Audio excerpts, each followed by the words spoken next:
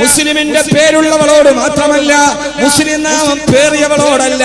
നിനക്ക് ആടാം, നിനക്ക് പാടാം, നിനക്ക് മാറു തുറക്കാം, നിനക്ക് മാറ് അടക്കാം, നിനക്ക് മുഖം മറക്കാം, മറക്കാതിരിക്കാം, ലെഗിൻസ് ധരിക്കാം, ട്രൗസർ ധരിക്കാം, ഒന്നുമില്ലാതെ നടക്കാം. പൂജാ പേര് പണ്ട് ഒന്നുമില്ലാതെ നഗരത്തിലൂടെ പ്രയാണം ചെയ്തിട്ടില്ലേ? ആരാണ് കല്ലെറിഞ്ഞത്? അന്ന് നഗരത്തിലെ പണ്ഡിതന്മാര് കല്ലെറിഞ്ഞുവോ? അന്ന് പ്രബോധകര് തടസ്സം നിന്നുവോ? തുണിയില്ലാതെ നടന്നിട്ടുണ്ട് പെണ്ണ്, തുണിയില്ലാതെ ഓടിയിട്ടുണ്ട് പെണ്ണ്, മാറി തുറന്നിട്ടുണ്ട് പെണ്ണ്. അവരെ ഒന്നും കല്ലെറിയാൻ പ്രബോധകര് വന്നിട്ടില്ല. ആരോടാണ് മതത്തിന്റെ നിയമം പറയുന്നത്? ആ പറയുന്നതിൽ മുഅ്മിനാത്തി, അല്ലാഹുവിൽ വിശ്വാസമുള്ള പെൺകുട്ടികളോട് പറയ നബിയേ. പിന്നെന്തിനാണ് നിങ്ങൾ കുതിച്ചു ചാടുന്നത്? പിന്നെന്തിനാണ് നിങ്ങൾ ആക്രമിക്കാൻ വരുന്നത്? മത നിയമങ്ങൾ മതവിശ്വാസികൾക്ക് മാത്രം ബാധകമാണ്.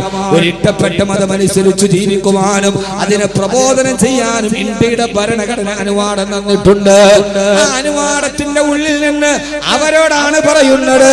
അല്ലാത്തവർക്ക് ബാധകമല്ല. ഞങ്ങൾ ലെഗിൻസ് അല്ല, ട്രൗസർ വേണമെങ്കിലും ധരിക്കുമെന്ന് പറഞ്ഞവർക്ക് ബാധകമില്ല.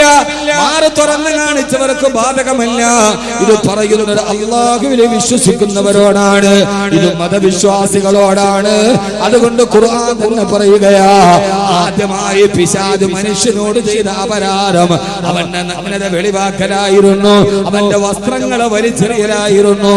അങ്ങനെയാണ് ആദം ഹവ്വ ദമ്പതികൾ സ്വർഗത്തിൽ നിന്ന് പുറത്താക്കപ്പെട്ടതെന്ന് അല്ലാഹുവിന്റെ വിശുദ്ധ ഖുർആൻ. അല്ലാഹു സുബ്ഹാനഹു വ തആല മനുഷ്യ പിശാചുക്കളെ തിരിച്ചറിയാൻ അല്ലാഹു തൗഫീഖ് നൽകുമാറാകട്ടെ. അല്ലാഹു തൗഫീഖ് നൽകട്ടെ. ഞാനിവിടെ പറയാൻ പോകുന്നത് ഏതെന്നറിയോ? അങ്ങനെ പിശാചിന്റെ കെണിയിൽപ്പെട്ട് ആദം നബി ഹവ്വാ ബിബി സ്വർഗത്തിൽ നിന്ന് പുറത്താക്കപ്പെട്ടപ്പോ ആ ചരിത്രത്തിന്റെ പശ്ചാത്തലം വെച്ച് അല്ലാഹു ലോകാവസാനം വരെ വരുന്ന ആണിനോട് പെണ്ണിനോട് പറയുകയാണ്. അല്ലാഹുവിന്റെ വിശുദ്ധമായ ഖുർആന്റെ ആയത്ത് തന്നെ ഞാൻ ഓതിത്തരട്ടെയോ?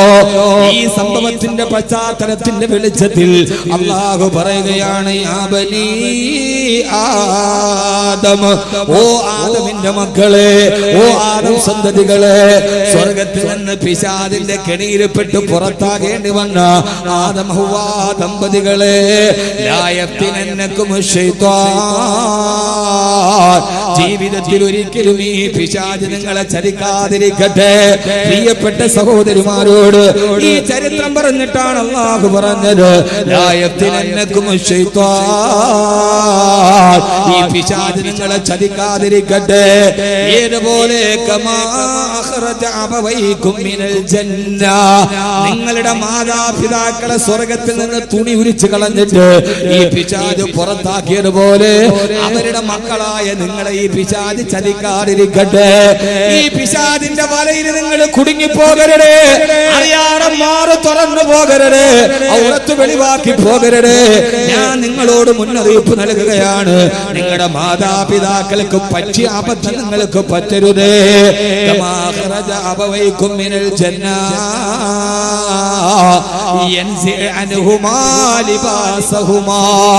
അല്ലാഹു പറയുകയാണ്, നിങ്ങളുടെ മാതാപിതാക്കളുടെ ശരീരത്തിൽ നിന്ന് അവരുടെ വസ്ത്രത്തെ പിശാച് ഊരി മാറ്റിയില്ലയോ? എന്തിനാണ് വസ്ത്രം ഊരി മാറ്റിയത്? മാറ് തുറന്നിട്ട് ലൈവ് വന്നവരൊക്കെ ഒന്നുകൂടി ചിന്തിക്കുക. എന്തിനാണ് വസ്ത്രം ഊരി മാറ്റിയതെന്നറിയുമോ? ലിയുരിയഹുമാ സൗആതിഹിമാ, അവരുടെ ശരീരത്തിന്റെ രഹസ്യഭാഗങ്ങൾ വെളിവാക്കാൻ വസ്ത്രങ്ങൾ ഊരിമാറ്റി പിശാച് നിങ്ങളുടെ മാതാപിതാക്കളെ ചതിച്ചതുപോലെ നിങ്ങൾ ആ ചതിയിൽ പെടാതിരിക്കട്ടെ എന്ന് അല്ലാഹുവിന്റെ വിശുദ്ധ ഖുർആൻ. അതുകൊണ്ട് എന്നെ കേൾക്കാനത്തെ ജനസഞ്ചയത്തോട് പിശാചിന്റെ ആ വലയിൽ പെട്ടുപോകരുത്. പിശാചുക്കൾ അന്ന് പിശാച് സ്വർഗത്തിലാണെങ്കിൽ ഇന്ന് പിശാച് കോഴിക്കോട് അങ്ങാടിയിലാണ്, ഇന്ന് കാസർഗോഡ് നഗരത്തിലാണ്. ആ പിശാചിന്റെ അവതാരങ്ങൾ പല കൊടികളും പിടിച്ച് പല ലേബലുകളിൽ മുസ്ലിം പെണ്ണിന്റെ മുമ്പിലൂടെ വലിച്ചെറിഞ്ഞുകൂടെ, വാരി ചുറ്റിക്കൂടെ, ഞങ്ങളുടെ കൂടെ അങ്ങാടിയിലേക്ക് ഇറങ്ങിക്കൂടെ എന്ന് മുസ്ലിം പെണ്ണിന്റെ വസ്ത്രവിധാനം പറഞ്ഞുകൊണ്ട് ഓടിയിടുമ്പോ അല്ലാഹുവിന്റെ ഖുർആൻ പറയുകയാ, എന്റെ പ്രിയപ്പെട്ട സഹോദരാ, ഖുർആനിനേക്കാൾ വലിയൊരു മുന്നറിയിപ്പുണ്ടോ? അല്ലാഹു പറഞ്ഞു സ്വർഗ്ഗത്തിലെ പിശാച് അവസാനിച്ചിട്ടില്ല. ഇന്നഹു യറാകും ഹുവ വഖബീലുഹു. ഇന്നഹു യറാകും ആ പിശാചും വഖബീലുഹു അവന്റെ കുടുംബാംഗങ്ങളും ആ പിശാചിന്റെ കുടുംബത്തിൽ പിറന്ന കുറെ ആളുകളുണ്ട്. ഇതൊന്നും ബാക്കി വെറുതെ പറയുന്നതല്ല. അല്ലാഹുവിന്റെ വിശുദ്ധ ഖുർആൻ ആ പിശാചും വഖബീലുഹു ആ പിശാചിന്റെ കുടുംബാംഗങ്ങളും അവര് നിങ്ങളുടെ ഇടയിലൂടെ ചുറ്റിത്തിരിഞ്ഞ് നടക്കുകയാണ്. അവരെല്ലാവരും നിങ്ങളെ വഴിപഴപ്പിക്കാൻ നോക്കുകയാണ്. ആ സമയത്തൊക്കെ നിങ്ങൾ അതിൽ നിന്ന് മാറി നിന്ന് അല്ലാഹുവിന്റെ വിശുദ്ധമായ ദീനിന്റെ മാനദണ്ഡങ്ങളിലൂടെ നീ നടന്നു പോകണേ എന്ന് അല്ലാഹുവിന്റെ വിശുദ്ധ ഖുർആൻ. അതുകൊണ്ട് എന്റെ പ്രിയപ്പെട്ട സഹോദരങ്ങളോട് സഹോദരിമാരോട് വസ്ത്രം എങ്ങനെ ധരിക്കണം, എന്താണ് ധരിക്കേണ്ടത് എന്നത് ഓരോ പൗരന്റെയും അവകാശമാണ്. അവൻ ഇഷ്ടമുള്ള വസ്ത്രം ധരിക്കാം, ഇഷ്ടമുള്ളത് അവൻ അണിഞ്ഞ് നടക്കാം, അവൻ വസ്ത്രമില്ലാതെ നടന്നു പോകാം. തടയാൻ ആർക്കും അനുവാദമില്ല. കാരണം ഇതൊരു ഭരണഘടന അവകാശം വെച്ചു കൊടുത്ത അംഗീകരിച്ചു കൊടുത്ത അവന്റെ അവകാശങ്ങളാണ്. ആ അവകാശങ്ങളിലേക്ക് നമ്മൾ കടന്നു വരുന്നില്ല. പക്ഷേ എന്റെ പ്രിയപ്പെട്ട സഹോദരങ്ങളെ, ഈ നന്മയുടെ വഴികളെ കൈവിടാതിരിക്കുക. അല്ലാഹു സുബ്ഹാനഹു വ തആല തൗഫീഖ് നൽകി അനുഗ്രഹിക്കുമാറാകട്ടെ. അല്ലാഹു തൗഫീഖ് നൽകി അനുഗ്രഹിക്കുമാറാകട്ടെ. ഖുർആൻ പറയാണ് ഇന്നഹു ആ പിശാചും വഖബീലുഹു അവന്റെ കുടുംബാംഗങ്ങളും. അതൊക്കെ ആരാന്റെ പേര് നിങ്ങൾ വായിച്ചെടുത്തോണം.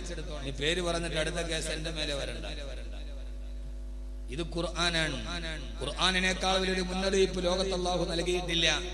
നമ്മളോട് പറയാൻ കടലുണ്ട്, ബേക്കല് ബീച്ചിൽ പോകുമ്പോ ബോർഡ് കാണും, ആഴമേറിയ ഭാഗമാണ്, ഇറങ്ങരുത് എന്നൊരു ബോർഡ് കണ്ടാൽ നമ്മളവിടെ കാണൂലേ.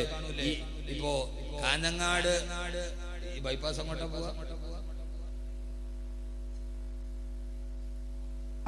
കാഞ്ഞങ്ങാട് കാസർഗോഡ് ബൈപ്പാസില് ചില സ്ഥലത്ത് ബോർഡ് കാണാം, 6 മാസത്തിന് ഇവിടെ പൊലിഞ്ഞത് 20 പേർ. എന്താണ് ആ ബോർഡ്? നിങ്ങളുടെ മുമ്പേ വന്ന ആളുകൾ ഇവിടെ പെടഞ്ഞു മരിച്ചിട്ടുണ്ട്, അതുകൊണ്ട് വരുന്ന നിന്റെ സ്പീഡ് കുറയ്ക്കില്ലെങ്കിൽ നീയും പോയി കുഴിയിൽ വീടും. അല്ലാഹു ഖുർആനിൽ ഒരു ബോർഡ് വെക്കാണ് സൂറത്തുൽ അഅറാഫിൽ, യാ ബനി ആദം, ആദമിന്റെ മക്കളെ, നിങ്ങളുടെ വാപ്പയും ഉമ്മയും തുണി ഉരിഞ്ഞിട്ട് പിശാച് സ്വർഗ്ഗത്തിൽ നിന്ന് വെളിയിലാക്കിയിട്ടുണ്ട്. ലാ യഫ്തിനന്നകുമു ശൈത്താൻ, മക്കളെ നിങ്ങളുടെ വാപ്പയും ഉമ്മയും കെണിയിൽ വീണിച്ച പിശാച് നിങ്ങളെയും വീഴിക്കാതിരിക്കട്ടെ, നിങ്ങൾ സൂക്ഷിച്ച് ജീവിക്കാവൂ എന്ന് ഖുർആൻ നമ്മോട് മുന്നറിയിപ്പിന്റെ ബോർഡ് തരികയാണ്. അപ്പൊ നമ്മൾ അതിനെ മറികടന്ന് പോകാവോ? പോകാൻ പാടില്ല. അല്ലാഹു നമുക്ക് ബോധം തരട്ടെ. അവനും അവന്റെ കുടുംബക്കാരും നിങ്ങളെ വലവീശി നടക്കാൻ, ആ വലവീശി നടക്കുന്ന നിങ്ങൾ അതിലേക്ക് പെടാതിരിക്കുക. എന്റെ പ്രിയപ്പെട്ട സഹോദരങ്ങളെ, കോഴിക്കോട് ഫറൂഖ് കോളേജിൽ മുൻകഴിഞ്ഞു പോയ പ്രഭാഷകർ സൂചിപ്പിച്ചിട്ടുണ്ട്. ഒരധ്യാപകൻ അദ്ദേഹം ഒരു മതവേദി നടത്ത പരാമർശത്തിന്റെ പേരിലാണ് കേരളം മുഴുവനും ഇളകി മറിഞ്ഞത്. പുരോഗമനവാദികളും അല്ലാത്തവരും വല്ലാതെ വാഗ്വാദത്തിലേടിയത്. സമുദായ സേവനത്തിന്റെ മൂടുപടമണിഞ്ഞ മലങ്കടുകന്മാർ അവർക്ക് ഒത്താശ ചെയ്ത് കടന്നു വന്നത്. എന്നിട്ടവർ പിന്നീട് ആ പോസ്റ്റുകൾ തിരുത്തിയത്. രാത്രിയിൽ കോഴിയെ പിടിക്കുകയും ഉച്ചയ്ക്ക് അതിന്റെ പേരിൽ അനുശോചനം അർപ്പിക്കുകയും ചെയ്യുന്ന ഈ പരിപാടി അത്ര വലിയ കപട മതേതരവാദികൾക്ക് നല്ലതല്ല. ഈ മതേതരവാദം വല്ലാതെ കൂടി അതത്ര നല്ലതല്ല. രാത്രിയിൽ കോഴിയെ പിടിക്കുക, അതിനെ കൊന്നു തിന്നിട്ട് പിന്നെ ഉച്ചയ്ക്ക് അനുശോചനം നടത്തുക, അതത്ര നല്ല പരിപാടിയല്ലെന്ന് മനസ്സിലാകുന്നവരോട് മനസ്സിലാകാത്ത ഭാഷയിൽ ഞാൻ ഓർമ്മിപ്പിക്കുകയാണ്. അതുകൊണ്ട് ഫറൂഖ് കോളേജിലെ ഒരു അധ്യാപകൻ അദ്ദേഹം വസ്ത്രത്തിന്റെ രൂപവുമായി ബന്ധപ്പെട്ട ഒരു പരാമർശം നടത്തിയപ്പോ ആ പരാമർശത്തെ ഏറ്റുപിടിച്ച ആളുകൾ, അദ്ദേഹത്തിനെതിരെ കേസെടുത്ത ആളുകൾ നിങ്ങൾക്കറിയുമോ എന്ന് എനിക്കറിയില്ല. കേരളം അറിഞ്ഞ മലയാളം അറിഞ്ഞ ഏറ്റവും വലിയ മഹാകവിയായിരുന്ന കുമാരനാശാന്റെ ദുരവസ്ഥ, കുമാരനാശാൻ ദുരവസ്ഥ എഴുതി. ആ ദുരവസ്ഥയിൽ കുമാരനാശാൻ ക്രൂര മുഹമ്മദർ ചിന്തുന്ന ഹൈന്ദവ ചോരയിൽ ചൊന്നിടും ഏറുനാട്ടിൽ എന്ന് കുമാരനാശാൻ ഒരു വരി എഴുതി. ക്രൂര മുഹമ്മദർ ചിന്തുന്ന ഹൈന്ദവ ചോരയിൽ ചേർന്നിടും ഏറനാട്ടിൽ. എന്ന് മുസ്ലിമീങ്ങൾക്കെതിരെ മുസ്ലിമീങ്ങൾ ഹൈന്ദവരെ മുഴുവനും കൊല ചെയ്യുന്നു എന്ന അർത്ഥത്തിൽ ഒരു കവിത എഴുതി. അന്ന് ജീവിച്ചിരുന്ന മഹാനായ ഒരു സമൂഹത്തിന്റെ തുടിപ്പുകൾ അറിഞ്ഞ് ക്രാന്ത ദാർശനികതയോടെ ഇടപെട്ട ആളെ വെച്ചപ്പോ കേട്ടപ്പോ കയറെടുത്തത് ആളല്ല, പെട്ടെന്ന് ഫേസ്ബുക്കിൽ പോസ്റ്റ് ചെയ്ത നേതാക്കന്മാരില്ല. മഹാനായ മർഹൂം CH മുഹമ്മദ് സാഹിബ് അടക്കം മഹാനായ സീതി സാഹിബ് ഉൾപ്പെടെയുള്ള മുഴുവൻ പരിഷ്കർത്താക്കളും അതിനെതിരെ മുമ്പോട്ട് വന്നു. അവസാനം ഇത് തെറ്റാണ്, ഹിന്ദുക്കളുടെ രക്തം മുസ്ലിമീങ്ങൾ ചിന്തിയിട്ടില്ല, കവിതയിൽ പരാമർശം ഒഴിവാക്കണമെന്ന് കുമാരനാശാന്റെ കവിതയെ കുറിച്ച് സീതി സാഹിബ് അടക്കമുള്ള ആളുകൾ രംഗത്തോട്ട് വന്നു. അവസാനം തിരുവനന്തപുരത്തെ മുസ്ലിം ഹോസ്റ്റലിൽ വന്ന് കുമാരനാശാൻ താൻ പറഞ്ഞത് ആ രീതിയിലല്ല, ആ അർത്ഥത്തിലല്ല എന്ന് പറയുകയും അദ്ദേഹം അതിൽ ഖേദം പ്രകടിപ്പിക്കുകയും പിന്നീട് അത് മാറ്റാൻ വേണ്ടി ഇനി ഞാൻ ഒരിക്കലും അത് ചെയ്യില്ല, ഞാൻ ഹൈന്ദവ മുസ്ലിം സാഹോദര്യത്തിന് വേണ്ടി അടുത്ത ഒരു കവിത എഴുതുമെന്ന് പറഞ്ഞിട്ട് കുമാരനാശാൻ അവിടെ നിന്ന് ഇറങ്ങിപ്പോയി. അന്ന് ആര് ഫേസ്ബുക്ക് എടുത്ത് വെച്ചിട്ട് കുമാരനാശാനോടൊപ്പം എന്ന് പറഞ്ഞ ഹാഷ്ടാഗ് ചെയ്ത് കളിച്ചില്ല. കുമാരനാശാൻ കവിതയിൽ എഴുതിയിട്ടുണ്ട്, നിങ്ങൾക്കറിയുമോ എന്ന് എനിക്കറിയില്ല. സീതാചക്രം എന്ന് പറയുന്ന ഒരു നോവലിൽ പുനത്തിൽ കുഞ്ഞബ്ദുള്ള സ്ത്രീയുടെ മാറിടത്തെ കുറിച്ച് അന്തരിച്ചു പോയ എഴുത്തുകാരൻ പുനത്തിൽ കുഞ്ഞബ്ദുള്ള അദ്ദേഹത്തിന്റെ സീതാചക്രത്തിൽ ഒരു വലിയ വീട്ടിലെ വേലക്കാരികളായ പെണ്ണുങ്ങളുടെ ശരീരത്തിന്റെ അവയവങ്ങളെ, സ്ത്രീ അവയവത്തെ കുറിച്ച് പുനത്തിൽ കുഞ്ഞബ്ദുള്ള എഴുതിയ നോവൽ ഇപ്പോൾ ലഭ്യമാണ്. ഒന്ന് വായിച്ചു നോക്കിയാൽ പലേതന്റെ പേരിലും കേസെടുക്കേണ്ടി വരും. ആ വാക്കുകൾ ഞാൻ ഇവിടെ ഈ സദസ്സിൽ അത് പറഞ്ഞ് ഞാൻ ഒന്നും പറയുന്നില്ല, കാരണം ആ വാക്കുകൾ പറയാൻ എനിക്കിഷ്ടമല്ല. ഞാൻ എപ്പോഴും വാക്കുകളിൽ സഭ്യത സൂക്ഷിക്കാൻ ആഗ്രഹിക്കുന്ന ആളാണ്. കേരളത്തിന്റെ മുൻ ചീഫ് സെക്രട്ടറി, നമ്മുടെ കേരളത്തിന്റെ മുൻ ചീഫ് സെക്രട്ടറി 1960 ലണ്ടനിലെ മേരി ക്യാൻഡ് എന്ന ഫാഷൻ ഡിസൈനർ മിനി സ്കേർട്ട് അവതരിപ്പിച്ചു. അദ്ദേഹം എഴുതുകയാണ്, കേരളത്തിന്റെ ഒരു മുൻ ചീഫ് സെക്രട്ടറി 1960, ഇത് നിങ്ങൾ നന്നായിട്ട് കേൾക്കണം, ബാക്കി പിന്നെ നിങ്ങൾ വായിച്ചോണം, ഞാൻ വാതിലോട്ട് പോവാണ്. 1960 ലണ്ടനിലെ മേരി ക്വാൻഡ് എന്ന ഫാഷൻ ഡിസൈനർ മിനി സ്കേർട്ട് അവതരിപ്പിച്ചു. നീളം കുറഞ്ഞ ഒരു മിനി സ്കേർട്ട് പെണ്ണുങ്ങൾ ഇടുന്ന. ഇപ്പോൾ മിനിക്ക് പ്രായഭേദമില്ല, മിനി സ്കേർട്ട് ഇപ്പൊ പ്രായഭേദമില്ലാതെ എല്ലാവരും ധരിക്കുന്നുണ്ട്. എനിക്ക് വാക്യം എഴുതിയല്ല, കേരളത്തിന്റെ മുൻ ചീഫ് സെക്രട്ടറി എഴുതിയതാണ്. പിഞ്ചു ബാലികമാർ മുതൽ സിന്ധി പശുക്കളെ വെല്ലുന്ന രീതിയിൽ കൊഴുത്തു തടിച്ച ഉപ്പുമാങ്ങ ഭരണികൾ വരെ ഈ മിനിയുടെ ആരാധകരാണ്. മിനി സ്കേർട്ട് ധരിക്കുന്നവരെ കുറിച്ച് കേരളത്തിന്റെ മുൻ കോട്ടും സൂട്ടുമിട്ട ചീഫ് സെക്രട്ടറി ഈ തൊപ്പി നാടിയും വെച്ച മുരിയാരല്ല, അവരെല്ലാം നിങ്ങൾക്ക് കൊത്താൻ വലിയ എളുപ്പം. അദ്ദേഹം എഴുതുകയാണ്, പിഞ്ചു ബാലികമാർ മുതൽ സിന്ധി പശുക്കളെ വെല്ലുന്ന രീതിയിൽ കൊഴുത്തു തടിച്ച ഉപ്പുമാങ്ങ ഭരണികൾ വരെ മിനിയുടെ ആരാധകരാണ്. ഞാൻ ഈയിടെ ദുബൈയിൽ ഒരു പള്ളിയിൽ പോയി. കുറച്ച് കഴിഞ്ഞപ്പോൾ ഭക്തജനങ്ങളുടെ വരവായി നിതംബം താളാത്മകമായി ചലിപ്പിച്ച് മൈക്രോ മിനികൾ മുൻപിൻ ഭാഗങ്ങൾ ഉദാരമായി തുറന്നിട്ടിട്ടുണ്ട്. പള്ളി നിറയെ ചെറുപ്പക്കാർ. നിങ്ങൾ നന്നായിട്ട് കേൾക്കണേ. നിതംബം താളാത്മകമായി ചലിപ്പിച്ചു മൈക്രോ മിനികൾ മുൻപിൻ ഭാഗങ്ങൾ ഉദാരമായി തുറന്നിട്ടിട്ടുണ്ട്. പള്ളി നിറയെ ചെറുപ്പക്കാർ ഈത്തപ്പഴത്തിൽ ഈച്ച പൊതിയുന്നത് പോലെ, വത്തക്കൊന്നുമല്ല, ഈത്തപ്പഴത്തിൽ ഈച്ച പൊതിയുന്നത് പോലെ കുർബാനയ്ക്ക് വേണ്ടി മാദകത്തിടമ്പുകൾ മുട്ടിന്മേൽ നിൽക്കുന്നത് കണ്ടപ്പോ എന്റെ സപ്തനാഡികളും തളർന്നുപോയി. കുർബാനയ്ക്ക് വേണ്ടി മാദകത്തിടമ്പുകൾ മുട്ടിന്മേൽ നിൽക്കുന്നത് കണ്ടപ്പോൾ എന്റെ സപ്തനാഡികളും തളർന്നുപോയി. ബന്ധനത്തിൽ നിന്നും മോചനം നേടാൻ വെമ്പുന്ന കുജകുംഭങ്ങളിലോ കുർബാനയപ്പം വിതരണം ചെയ്യുന്ന അച്ഛന്റെ കരങ്ങളിലോ എവിടെയാണ് ശ്രദ്ധിക്കേണ്ടത് എന്ന് എനിക്ക് കഴിഞ്ഞില്ല. മോചനം നേടാൻ വെമ്പുന്ന കുജകുംഭങ്ങളിലോ കുർബാനയുടെ അപ്പം വിതരണം ചെയ്യുന്ന അച്ഛന്റെ കരങ്ങളിലോ എവിടെയാണ് ശ്രദ്ധിക്കേണ്ടത് എന്ന് എനിക്ക് അറിയില്ല. ദുബൈയിലെ ഊദാ മേത്തോ മെട്രോ സ്റ്റേഷന് സമീപമുള്ള ക്രിസ്ത്യൻ ചർച്ചുകളിൽ കുർബാനയ്ക്ക് വന്ന വിശ്വാസികളുടെ മാറിടങ്ങളെ വർണ്ണിച്ചുകൊണ്ട് കേരളത്തിന്റെ മുൻ ചീഫ് സെക്രട്ടറി എഴുതിയ ഒരു ലേഖനത്തിന്റെ വരികളാണ് ഞാൻ വായിച്ചത്. ഇനി ഇതിനെക്കുറിച്ച് നിങ്ങൾക്ക് ധാരാളമായി വായിക്കണമെന്നുണ്ടെങ്കിൽ മലയാളത്തിന്റെ സുഹൃതം സുപ്രഭാതത്തിൽ ഇന്ന് ബഹുമാന്യനായ സുന്ദരമായ ചുരിക ചലിപ്പിച്ച ബഹുമാന്യനായ എഴുത്തുകാരൻ മിഥിലാജ് റഹ്മാനി ഇന്ന് സുപ്രഭാതത്തിൽ പെണ്ണിനെ കുറിച്ച് വളരെ വിശദമായി എഴുതിയിട്ടുണ്ട്. നിങ്ങളത് കൃത്യമായി വായിച്ചു നോക്കണം. ആർക്കെതിരെയാണ് കേസെടുക്കേണ്ടത്? ഈ കേരളത്തിന്റെ മുൻ ചീഫ് സെക്രട്ടറി എഴുതിയ ഈ പെണ്ണിന്റെ മാറിടത്തെ വർണ്ണിച്ച ഈ വാക്കുകൾക്കെതിരെ കേസുകൾ നിലനിൽക്കുന്നുണ്ടോ? അതൊരു പ്രസംഗമല്ല, അത് അക്ഷരമായി ആളുകൾ ഇപ്പോഴും വായിച്ചു കൊണ്ടിരിക്കുകയാണ്. മലയാളത്തിന്റെ നോവലിസ്റ്റുകൾ പെണ്ണിന്റെ സ്ഥലങ്ങളെ കുറിച്ച് വർണ്ണിച്ച് എഴുതിയിട്ടുണ്ട്. ആവിഷ്കാര സ്വാതന്ത്ര്യത്തിന്റെ പേരിൽ കേസുകളില്ല, ഫ്ലാഷ് മോബുകൾ നടത്താൻ ആളുകളില്ല, ടാഗ് ചെയ്യാൻ ആളുകളില്ല, പിന്തുണ പ്രഖ്യാപിക്കാൻ കപട മതേതരവാദികളുമില്ല.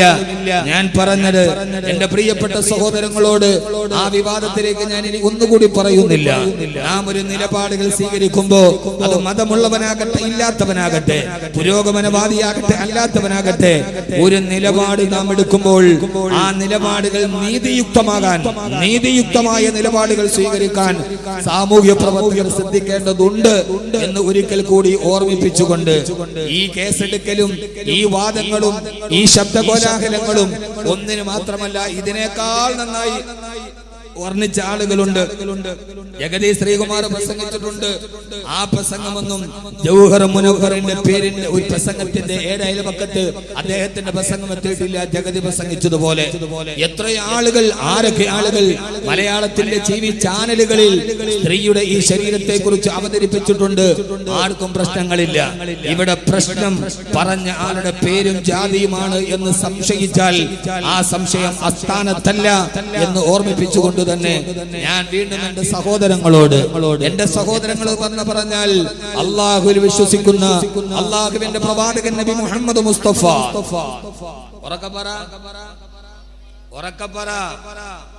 ആദരവായ പ്രവാചകൻ നബി മുഹമ്മദ് മുസ്തഫ സല്ലല്ലാഹു അലൈഹി വസല്ലമയുടെ ആദർശങ്ങളിൽ വിശ്വസിക്കുന്ന ഒരു സമൂഹത്തോടാണ് നമ്മൾ പ്രതിനിധാനം ചെയ്യുന്നത്. ലാ യഫ്തിനന്നകും ശൈത്വാൻ, ആ പിശാച് നിങ്ങളുടെ മാതാപിതാക്കളെ ചതിച്ചതുപോലെ ഒരിക്കലും നിങ്ങൾ ചതിയിൽ വീടരുത്. അലം അഹദ് ഇലൈക്കും യാ ബനി ആദമ അല്ലാ തഅബുദു ശൈത്വാൻ ഇന്നഹു ലക്കും അദുവ്വുൻ മുബീൻ. ഈ പിശാച് നിങ്ങളുടെ ആദന്മ ശത്രുക്കളാണെന്ന് നിങ്ങളോട് ഞാൻ പറഞ്ഞിട്ടുണ്ട്. അതുകൊണ്ട് നിങ്ങളെ പിഴവിലേക്ക് കൊണ്ടുപോകുന്ന, നിങ്ങളെ ജീവിതത്തിന്റെ പരാജയത്തിലോട്ട് കൂട്ടിക്കൊണ്ടുപോകുന്ന പിശാചിനോട് ഒത്തുചേർന്ന് നിന്നിട്ട് നിങ്ങൾ ആരും ഈ വേഷവിധാനം നടത്തരുത് എന്ന് അല്ലാഹുവിന്റെ വിശുദ്ധ ഖുർആൻ. അല്ലാഹു സുബ്ഹാനഹു വ തആല ലോകാവസാനം വരുന്ന വിശ്വാസികളായ വിശ്വാസിനികളായ പെൺകുട്ടികളോട് അവരുടെ വസ്ത്രത്തെ കുറിച്ച് അല്ലാഹുവിന്റെ ഖുർആൻ പറഞ്ഞത്, എന്റെ പ്രിയപ്പെട്ട സഹോദരിമാരെ, ജീവിതത്തിൽ ചില മൂല്യങ്ങളുണ്ട്, ജീവിതത്തിൽ ചില നന്മകളുണ്ട്. ആ ജീവിതത്തിന്റെ നന്മകളുടെ ഭാഗങ്ങളിലൂടെ കടന്നു പോവുക. അല്ലാഹുവിന്റെ ഖുർആനിന് സ്ത്രീയോട് പറയാനുള്ളതെന്നാണ് അവരുടെ വസ്ത്രവുമായി ബന്ധപ്പെട്ട് വകുല്ലിൽ മുഅ്മിനാതി യഗ്ളുന മിൻ അബ്സാരിഹിന്ന വയഹ്ഫദന ഫുറൂജഹുന്ന. അല്ലാഹുവിൽ വിശ്വാസമുള്ള, പരലോകത്തെ പേടിയുള്ള സ്ത്രീകളോട് അല്ലാഹുവിന്റെ ഖുർആൻ പറയാണ്, നബിയേ, സത്യവിശ്വാസിനികളായ പെൺകുട്ടികളോട് പറഞ്ഞു കൊടുക്ക് നബിയേ, യഗ്ളുന മിൻ അബ്സാരിഹിന്ന, അവരുടെ കണ്ണുകളെ സൂക്ഷിക്കാൻ പറയും നബിയേ. ആ കണ്ണുകളിലൂടെ അരുതാത്തത് കാണരുത്, അരുതാത്തതിലേക്ക് നോക്കരുത്, അരുതാവിയുടെ ചിന്തകളെ കടന്നു വരരുത്. അതുകൊണ്ട് പരമാവധി കണ്ണുകൊണ്ട് കാണുന്നതെല്ലാം നന്മയായിരിക്കുക. എന്റെ പ്രിയപ്പെട്ട ചെറുപ്പക്കാരോട് കൂടിയാണ് ഞാൻ ഈ പറയുന്നത്. ഇതൊന്നും പെണ്ണിന് മാത്രം ബാധകമാകുന്നതല്ല. നിങ്ങളുടെ കണ്ണുകൊണ്ട് അശ്ലീലമായ സിനിമകൾ കാണരുത്, അശ്ലീലമായ ചിത്രങ്ങൾ കാണരുത്, അശ്ലീലമായ കാഴ്ചകൾ കാണരുത്, അശ്ലീലം നിങ്ങൾ കാണിച്ചു കൊടുക്കരുത്. അങ്ങനെ കണ്ടാൽ പിശാച് നിങ്ങളുടെ ഹൃദയത്തിന്റെ ഉള്ളിലോട്ട് കടന്നു കയറും. ആ പിശാച് നിങ്ങളെ തെറ്റിലേക്ക് വലിച്ചു കൊണ്ടുപോകും എന്ന് അല്ലാഹുവിന്റെ വിശുദ്ധ ഖുർആൻ. അല്ലാഹുവിന്റെ പ്രവാചകൻ നബി മുഹമ്മദ് മുസ്തഫ സല്ലല്ലാഹു അലൈഹി വസല്ലമ പറഞ്ഞല്ലോ, ശരീരത്തിന്റെ ഗുഹ്യാവസ്ഥാനത്തിന് മാത്രമല്ല വ്യഭിചാരമുള്ളത്, കണ്ണിനും വ്യഭിചാരമുണ്ട് കേട്ടോ. ഏതാണ് നബിയെ കണ്ണിന്റെ വ്യഭിചാരം എന്ന് ചോദിച്ചപ്പോ അശ്ലീലമായ കാര്യങ്ങളിലേക്ക് നിങ്ങളുടെ കണ്ണ് കൊണ്ട് നോക്കലാണ്. ഏത് അശ്ലീലതയാണോ കണ്ണ് കാണുന്നത്, ആ കണ്ണ് കാണുന്ന കാഴ്ച കണ്ണ് ഹൃദയത്തിന് കൈമാറി കൊടുക്കും. ആ ഹൃദയം നിങ്ങളെ തെറ്റിലേക്ക് പ്രേരിപ്പിക്കുമെന്ന് ലോകൈക ഗുരുനബി മുഹമ്മദ് മുസ്തഫ സല്ലല്ലാഹു അലൈഹി വസല്ലമ. അതുകൊണ്ട് ആദ്യമായി ചെയ്യേണ്ടത് നിങ്ങളുടെ കണ്ണുകളെ നിങ്ങൾ സൂക്ഷിക്കണേ. രണ്ടാമത്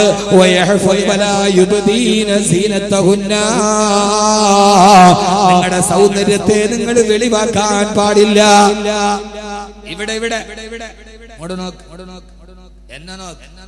അല്ലാഹുവിന്റെ ഖുർആൻ പറയാൻ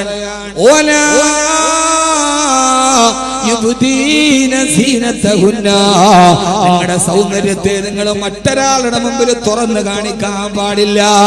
പെണ്ണിന്റെ സൗന്ദര്യം അനുവദനീയമായിടത്ത് മാത്രം ആസ്വദിക്കാനുള്ളതാണ്. പെണ്ണ് എല്ലാവർക്കും ആസ്വദിക്കാനുള്ളതല്ല. അല്ലാഹുവിന്റെ ഖുർആൻ പറയാണ്, പെണ്ണേ നിന്റെ സൗന്ദര്യം വേണ്ടെടുത്തേ വെളിവാക്കാവൂ, എല്ലാവരെയും തുറന്നു കാണിക്കരുത്. ഈ പെണ്ണ് പുരുഷനെ ആസ്വദിക്കാനുള്ളതല്ല. പെണ്ണിന്റെ സൗന്ദര്യം കൊത്തിപ്പറിക്കാനുള്ളതല്ല. പെണ്ണ് പരസ്യ പരകയിലെ പ്രതിനിധാന വസ്തുവല്ല. പെണ്ണ് ജൂവല്ലറിയുടെ പരസ്യത്തിന് വേണ്ട ഉപഭോഗ കമ്പോളത്തിന്റെ വരുമാന മാർഗമല്ല. പെണ്ണെ നീ ആരെന്നറിയുമോ? നിന്റെ ശരീരമെന്ന് പറയുന്നത് പുരുഷനെ ആകർഷിക്കാനുള്ള കച്ചവട ചരക്കല്ല. അത് തീപ്പെട്ടിയുടെ മുകളിൽ പരസ്യമല്ല. പെണ്ണ് പരസ്യ പലകയിലെ ചൂഷണ വസ്തുവല്ല. ഖുർആൻ നിശിതമായി പറഞ്ഞത് ഇല്ല ഇല്ല. പെണ്ണെന്ന് പറഞ്ഞാൽ ആരെന്നറിയുമോ? നന്നായി സൂക്ഷിച്ചു പൊതിഞ്ഞു വെക്കേണ്ട പുരുഷ, നിന്റെ കരവലയത്തിൽ നീ സംരക്ഷണ വലയം ഒരുക്കേണ്ട. അല്ലാഹു നിനക്ക് നൽകിയ ഏറ്റവും വലിയ സൗഭാഗ്യമാണ് പെണ്ണ്.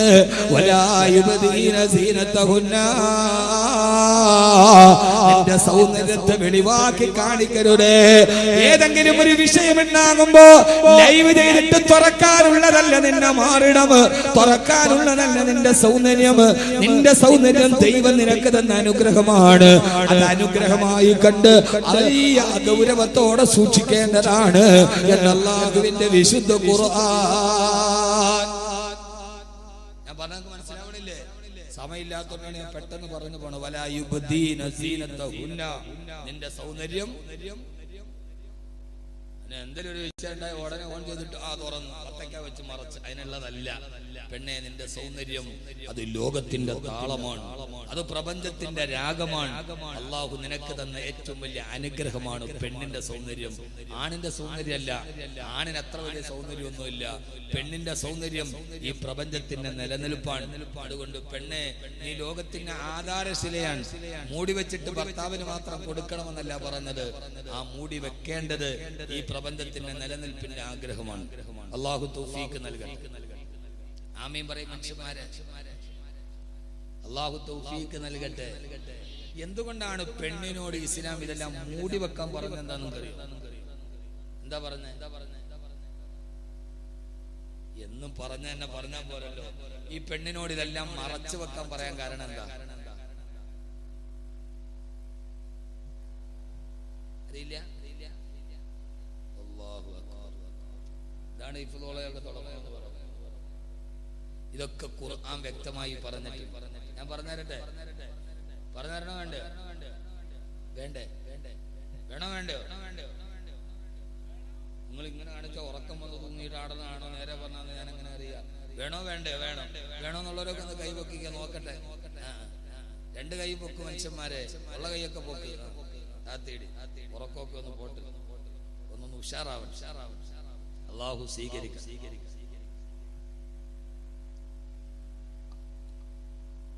കുട്ടി ഇങ്ങോട്ട് എന്റെ കൂടെ കേസ് വരുമെന്ന് അറിഞ്ഞുകൂടാ. അല്ലാഹു സുബ്ഹാനഹു വ തആല ഖുർആനിൽ ഒരു ആയത്ത് പറയുന്നു, നന്നായിട്ട് കേട്ടോളൂ. ഇതിപ്പോ എനിക്ക് തുറന്നിട്ടപ്പോ എന്താ പ്രശ്നം എന്ന് ചോദിച്ചാൽ ഇതന്നെ പ്രശ്നം.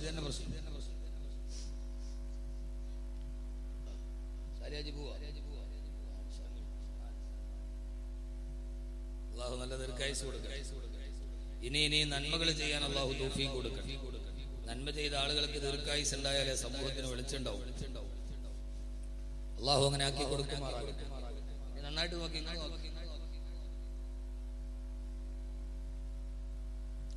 അല്ലാഹു സുബ്ഹാനഹു വ തആല വിവാഹത്തെ കുറിച്ച് പറഞ്ഞപ്പോൾ ആ സമയത്ത് അല്ലാഹു പറഞ്ഞത് വമിൻ ആയാതിഹി അൻ ഖലഖ ലക്കും മിൻ അൻഫുസികും അസ്വാജ. അല്ലാഹു സുബ്ഹാനഹു വ തആല ചെയ്ത അനുഗ്രഹത്തിൽ ഏറ്റവും പ്രധാനപ്പെട്ട ഒരു അനുഗ്രഹമാണ് നിങ്ങളുടെ ശരീരത്തിൽ നിന്ന് നിങ്ങൾക്ക് ഭാര്യമാരെ തിരഞ്ഞെടുത്തു തന്നത്.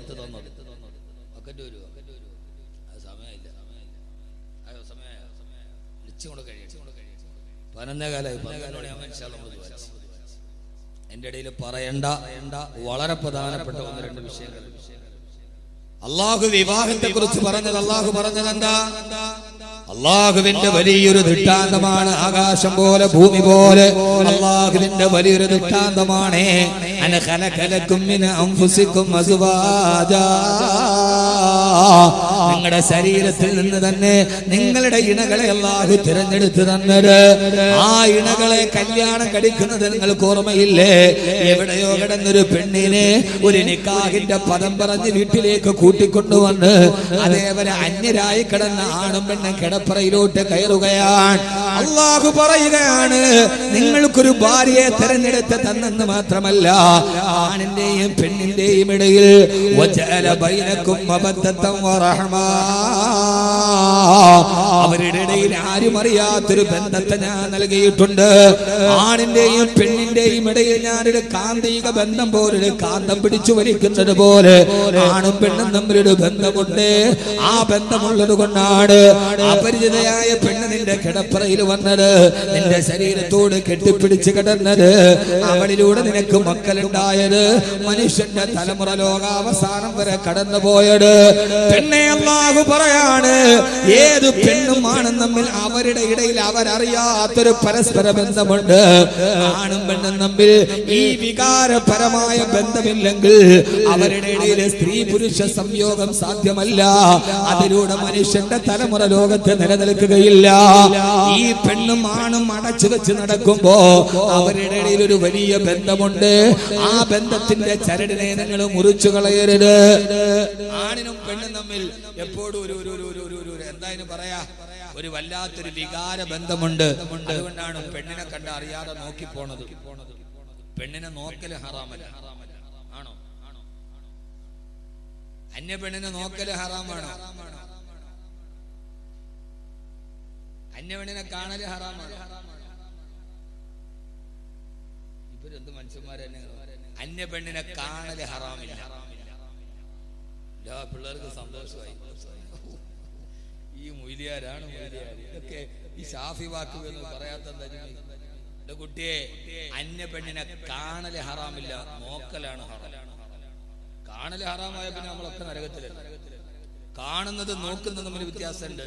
കാണുക എന്ന് പറഞ്ഞാൽ ഞാനിപ്പോ ഇവിടെ നിൽക്കുക, അതിലൂടെ ഒരു പെണ്ണ് പോയി, ഞാൻ അപ്പുറത്തോട് കൂടെ വരിക, വരുന്ന വഴിയിൽ ഏതായാലും ഈ പെണ്ണിനെ ഞാൻ കാണൂലേ? ഇല്ലേ? കാണും. അപ്പൊ പിന്നെ അത് ഹറാമായ പിന്നെ നമ്മളെല്ലാം നരകത്തിലല്ലേ?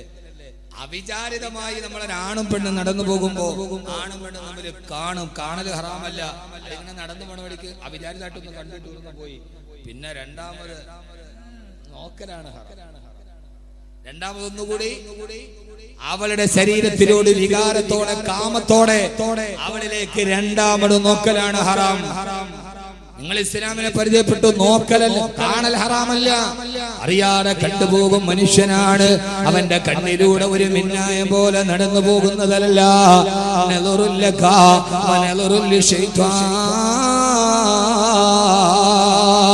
അതുകൊണ്ടാണ് അല്ലാഹുവിന്റെ റസൂല് പറഞ്ഞത്, യുവാക്കളെ, പെണ്ണിനെ ഒരു പ്രാവശ്യം കണ്ടുപോയാൽ ആ കാണൽ അനുവദനീയമാണ്. പക്ഷേ രണ്ടാമത് എടുത്ത പെണ്ണിനെ വീണ്ടും നോക്കി നിന്നാൽ ആ നോട്ടൽ അത് പിശാചിന്റെ കളിയാണ് എന്ന് അല്ലാഹുവിന്റെ പ്രവാചകൻ നബി മുഹമ്മദ് മുസ്തഫ. സഹോദരങ്ങളെ, ആണും പെണ്ണും തമ്മിൽ ഒരു വലിയ അടുപ്പം അല്ലാഹു നൽകിയിട്ടുണ്ട്. പെണ്ണിനോട് ആണിനൊരു കൗതുകമുണ്ട്, ആണിനോട് പെണ്ണിനൊരു കൗതുകമുണ്ട്. ഇത് നിങ്ങൾ ശ്രദ്ധിച്ചു കേട്ടോളുക. എപ്പോഴും മൂടി വെച്ചിരിക്കുന്നതിനോടാണ് മനുഷ്യന് കാണാൻ കൗതുകമുണ്ടാവുക. എപ്പോഴും മനുഷ്യന് കൗതുകം എന്തിനോടാണ്? മൂടി വെച്ചതിനോടാണ്. തുറന്നു വെച്ചതിനോടുണ്ടോ? തുറന്നു വെച്ചതിനോടുണ്ടോ? ഇല്ല. ഇപ്പൊ ഉദാഹരണമായിട്ട് നിങ്ങളെല്ലാം നടന്നു പോകുമ്പോൾ എന്റെ ഒരു പേന വഴി കിടക്കും. നമ്മളാ പേന നോക്കി നിൽക്കുക കൗതുകത്തോടെ? ഇല്ല ഇല്ല. എന്നാൽ അപ്പുറത്തൊരു പൊതി, ഒരു സാധനം പൊതിഞ്ഞിട്ടിരിക്കുക, ഒരു പൊതി. നിങ്ങൾ ആ പൊതി എടുത്താൽ ഇങ്ങനെ അതിന്റെ അകത്തെന്താന്ന് കാണാനുള്ള കൗതുകം വല്ലാത്ത കൗതുകം അല്ലേ? വെറുതെ തുറന്നിരിക്കുന്ന സാധനത്തിലേക്ക് ആരും നോക്കില്ല, കാരണം അത് കണ്ട് കണ്ട് കണ്ട് കണ്ട് മടുത്തതാണ്. എന്നാൽ പൊതിഞ്ഞു വെച്ചിരിക്കുന്ന സാധനം അത് കാണാൻ ഭയങ്കര കൗതുകവും ആഗ്രഹവും ഇതും മനുഷ്യന്റെ പ്രത്യേകതയാണ്. നിങ്ങളിപ്പോ ഒന്ന് ആലോചിച്ച് നോക്കി, ഒരു പെണ്ണിന്റെ കൈ കാണാൻ വേണ്ടി ആരെങ്കിലും കൗതുകത്തോടെ നോക്കും? പെണ്ണിന്റെ കൈ എന്നേ തുറന്നു കിടക്കുക. ഒരു പെണ്ണിന്റെ കാൽപാദം അത് കാണാൻ കൗതുകത്തോടെ നോക്കൂ? അത് തുറന്ന് കണ്ട് കണ്ട് കണ്ട് കണ്ട് അത് കാണാനുള്ള കൗതുകം കുറഞ്ഞുപോയി. എപ്പോഴും അവൾ മറച്ചു വെച്ചതിന്റെ ഉള്ളിലുള്ളത് കാണാനാണ് കൗതുകം, ആഗ്രഹം. ആ ആഗ്രഹമാണ് സ്ത്രീ പുരുഷ ഭാര്യ ഭർത്തൃ ബന്ധത്തിന്റെ ഏറ്റവും വലിയ അട്രാക്ഷൻ.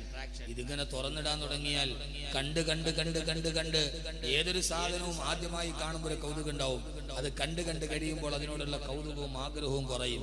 അങ്ങനെ എല്ലാം തുറന്നിട്ട് പരിപൂർണ നഗ്നരായി നടക്കാൻ ആണും പെണ്ണും തീരുമാനിച്ചാൽ പിന്നെ ആണും പെണ്ണും തമ്മിലുള്ള ശാരീരിക ബന്ധത്തിന്റെ വൈകാരികത നഷ്ടപ്പെട്ടു പോകും. അത് മനുഷ്യ കുലത്തിന്റെ ആവിർഭാവത്തിന് തന്നെ തടസ്സമാകും. അതുകൊണ്ട് ആണും പെണ്ണും തമ്മിലുള്ള ആഗ്രഹം നിലനിൽക്കാനാണ് അല്ലാഹുവിന്റെ ഖുർആൻ പറഞ്ഞത്, നീ മൂടിവെക്ക്. നീ ഇനിയിപ്പോ എനിക്ക് ഇതിൽ കൂടുതലൊന്നും പറയാൻ പറ്റില്ല. ഒന്നാമത് എന്ത് പറഞ്ഞാലും പ്രശ്നമാണ്. എന്റെ പൊന്നു ഹബീബന്മാരെ, നിങ്ങൾ എന്നെ വായി പൊളിച്ച് നോക്കിയാൽ എന്താ? ഇനിയിപ്പോ അതിന്റെ മുകളിലോട്ട് എനിക്കിപ്പോ തുറന്നു പറയാൻ പറ്റില്ല. ഇത്രേ പറയാൻ പറ്റും. തമ്മത്തിൽ കിതാബ് യൗലില്ലാഹിൽ മലിക്കിൽ വഹാബ്, ഇത്രേ ഉള്ളൂ. അതിന്റെ അപ്പുറത്തോട്ടില്ല. അതുകൊണ്ട് ഇസ്ലാം പറഞ്ഞത്, ഞാൻ ഈ വിഷയം ആനുകാലികമായി പറയുന്നത്, ഇസ്ലാം മൂടിവെക്കാൻ പറഞ്ഞത് പെണ്ണിനെ അകത്തിരുത്താനല്ല, ഈ മനുഷ്യന്റെ തലമുറ നിലനിൽക്കാനാണ്. അള്ളാഹു ബോധം തരട്ടെ, അള്ളാഹു ബോധം തരട്ടെ. നമ്മൾ ഈ മൂടിയിരിക്കുന്ന സാധനം കാണാനല്ലേ നമുക്ക് കൊതി തോന്നുക, അങ്ങനെയല്ലേ? എന്തിട്ട് പിള്ളേരാ നിങ്ങൾ അത്ര മുത്തക്കി, നിങ്ങൾ തുറന്നിട്ടാലും നോക്കാത്ത ആളുകളാ. നിങ്ങളുടെ ഇരിപ്പ് വന്നിട്ട് അങ്ങനെയാണല്ലോ തോന്നണേ.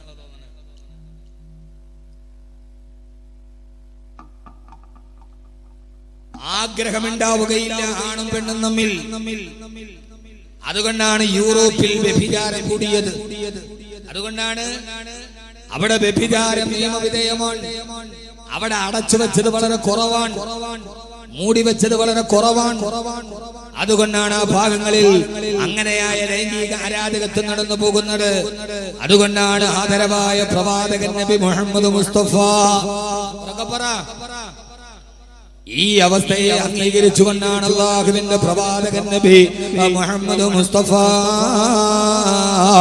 സല്ലല്ലാഹു അലൈഹി വസല്ലം പറഞ്ഞത്, ലോകാവസാനം അടുത്തു വരുമ്പോ ലോകാവസാനത്തിന്റെ അടയാളങ്ങൾ പ്രവചിക്കവേ അല്ലാഹുവിന്റെ റസൂൽ പറയാണ്, ലോകാവസാനം അടുത്തു വരുമ്പോ ഒരു പെണ്ണ് അവരുടെ ആഗ്രഹ പൂർത്തീകരണത്തിന് വേണ്ടി ഒരു പുരുഷന്റെ അടുക്കൽ പോകും. ആ പുരുഷൻ അവളുമായി ലൈംഗിക ബന്ധത്തിൽ ഏർപ്പെടാൻ വിസമ്മതിക്കുമ്പോ ആ പെണ്ണുങ്ങൾ പുരുഷനെ ബലാത്കാരമായി കീഴ്പ്പെടുത്താൻ ശ്രമിക്കും. അങ്ങനെ ആ പെണ്ണിൽ നിന്ന് രക്ഷപ്പെടാൻ പുരുഷൻ പൊതുനിരത്തിലൂടെ ഓടി രക്ഷപ്പെടുമത്രേ. ഓടുമ്പോ ആ പുരുഷന്റെ പുറകെ ഈ പെണ്ണ് ആ പുരുഷനെ പിന്തുടരും. അവസാനം പെണ്ണിന്റെ ആഗ്രഹം പൂർത്തീകരിക്കുന്ന അവസ്ഥയിൽ നിന്ന് രക്ഷപ്പെടാൻ ആ പുരുഷൻ ഓടിച്ചെന്ന് മരത്തിന്റെ മുകളിൽ കയറി നിൽക്കും. ഹബീബായ നബി സല്ലല്ലാഹു അലൈഹി വസല്ലം പറയുകയാണ്, ആ മരത്തിന്റെ മുകളിൽ ഇരിക്കുന്ന പുരുഷന് ഒരു വർഷം കഴിഞ്ഞാണ് താഴോട്ടിറങ്ങി വരുന്നതെങ്കിലും ആ പുരുഷനുമായി ലൈംഗിക ബന്ധത്തിൽ ഏർപ്പെടാൻ ആ പെണ്ണ് ഒരു വർഷം വരെ മരത്തിന്റെ ചുവട്ടിൽ കാത്തു നിൽക്കുന്ന ലൈംഗിക ആരാധകത്വത്തിന്റെ ഒരു കാലം വരുമെന്ന് ലോകത്തിന്റെ മുത്തേ, ആദർശത്തിന്റെ സത്തേ, ആമിനയുടെ പൂനിലാവേ നബി മുഹമ്മദ് മുസ്തഫ സല്ലല്ലാഹു അലൈഹി വസല്ലമ അടച്ചു വെച്ചതെല്ലാം പെണ്ണെന്ന് പുറത്ത് കാണിക്കുകയും കണ്ട് കണ്ട് പുരുഷന് പെണ്ണിനോടുള്ള ആസക്തി ഇല്ലാതാവുകയും എല്ലാം കണ്ട് കണ്ട് കണ്ട് കണ്ട് കണ്ട് കണ്ട് മനസ്സ് മരവിച്ചു പോയ പുരുഷന് പെണ്ണിനോട് ശാരീരിക ബന്ധത്തിന് താല്പര്യമില്ലാത്തൊരു കാലം വരുമ്പോ പെണ്ണ് പുരുഷനെ ഓടിക്കുമെന്ന് നബി മുഹമ്മദ് മുസ്തഫ സല്ലല്ലാഹു അലൈഹി വസല്ലമ. അതാണ് ലോകാവസാനത്തിന്റെ അവസ്ഥ. ഇങ്ങനെയാണ് പോകുന്നതെങ്കിൽ എല്ലാം തുറന്നു കാണി കാണിക്കാനുള്ള സമരമാണ് നടക്കുന്നുണ്ടെങ്കിൽ മാറും മറക്കാൻ വേണ്ടി സമരം നടത്ത കേരളത്തിന്റെ പാരമ്പര്യത്തിൽ നിന്ന് മാറു തുറന്നു കാണിക്കാനുള്ള സമരമുഖത്തിലേക്ക് കടന്നു വരുമ്പോ എന്റെ പ്രിയപ്പെട്ട സഹോദരങ്ങളെ സഹോദരിമാരെ അല്ലാഹുവിന്റെ ഖുർആൻ പറയുകയാ ലോകാവസാനം വരെ ആൺ പെൺ ബന്ധം സുദൃഢമായി നിലനിൽക്കാൻ പുരുഷന് പെണ്ണിനോട് താല്പര്യം തോന്നാൻ വലായുബദീന സീനത്തഹുന്ന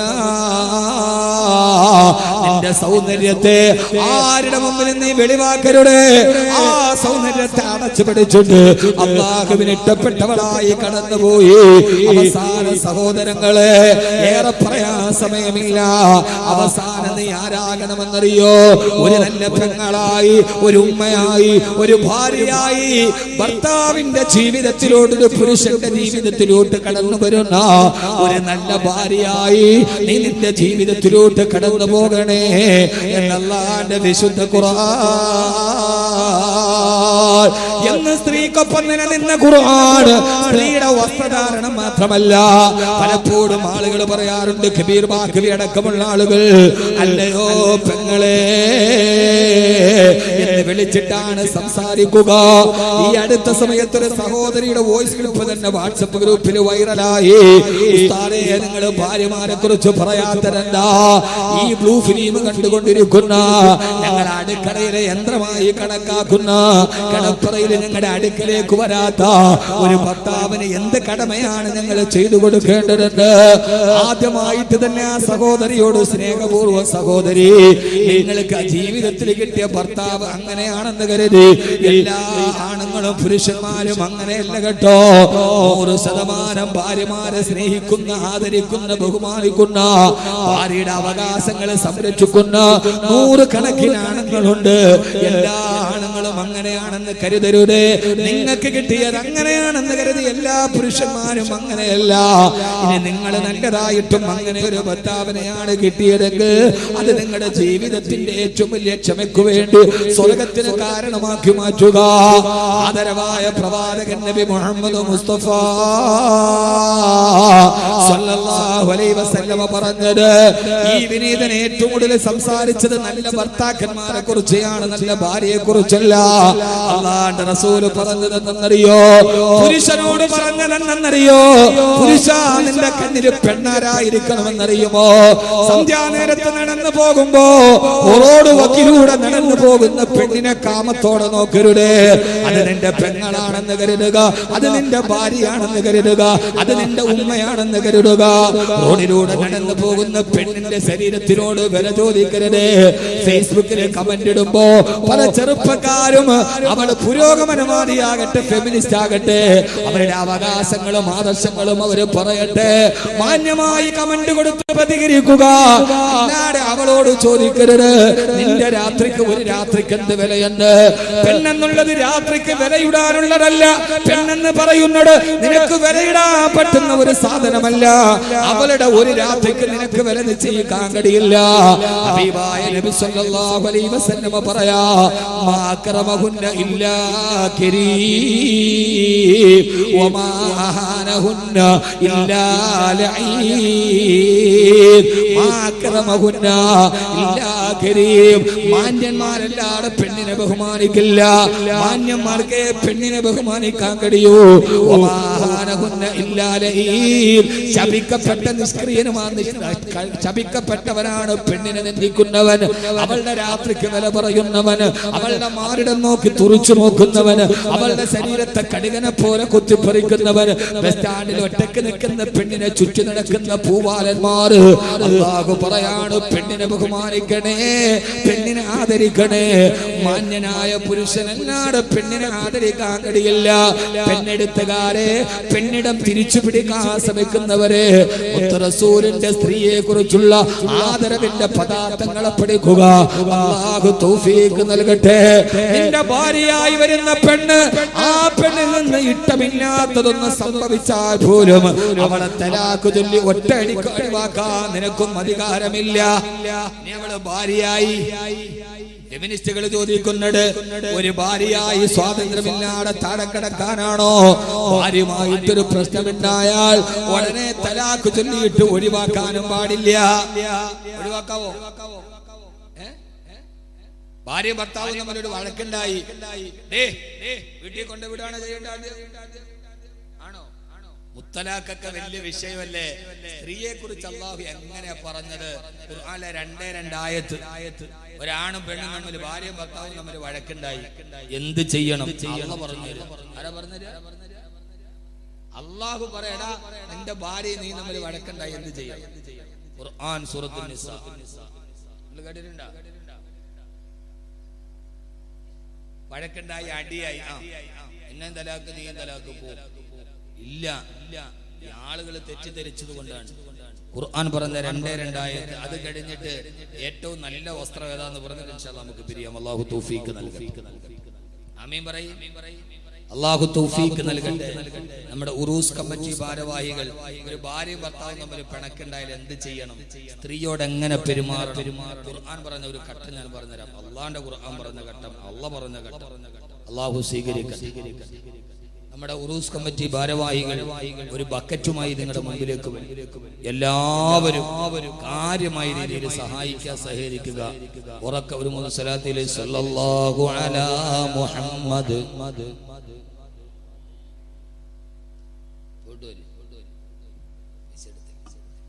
സല്ലല്ലാഹു അലാ മുഹമ്മദ്,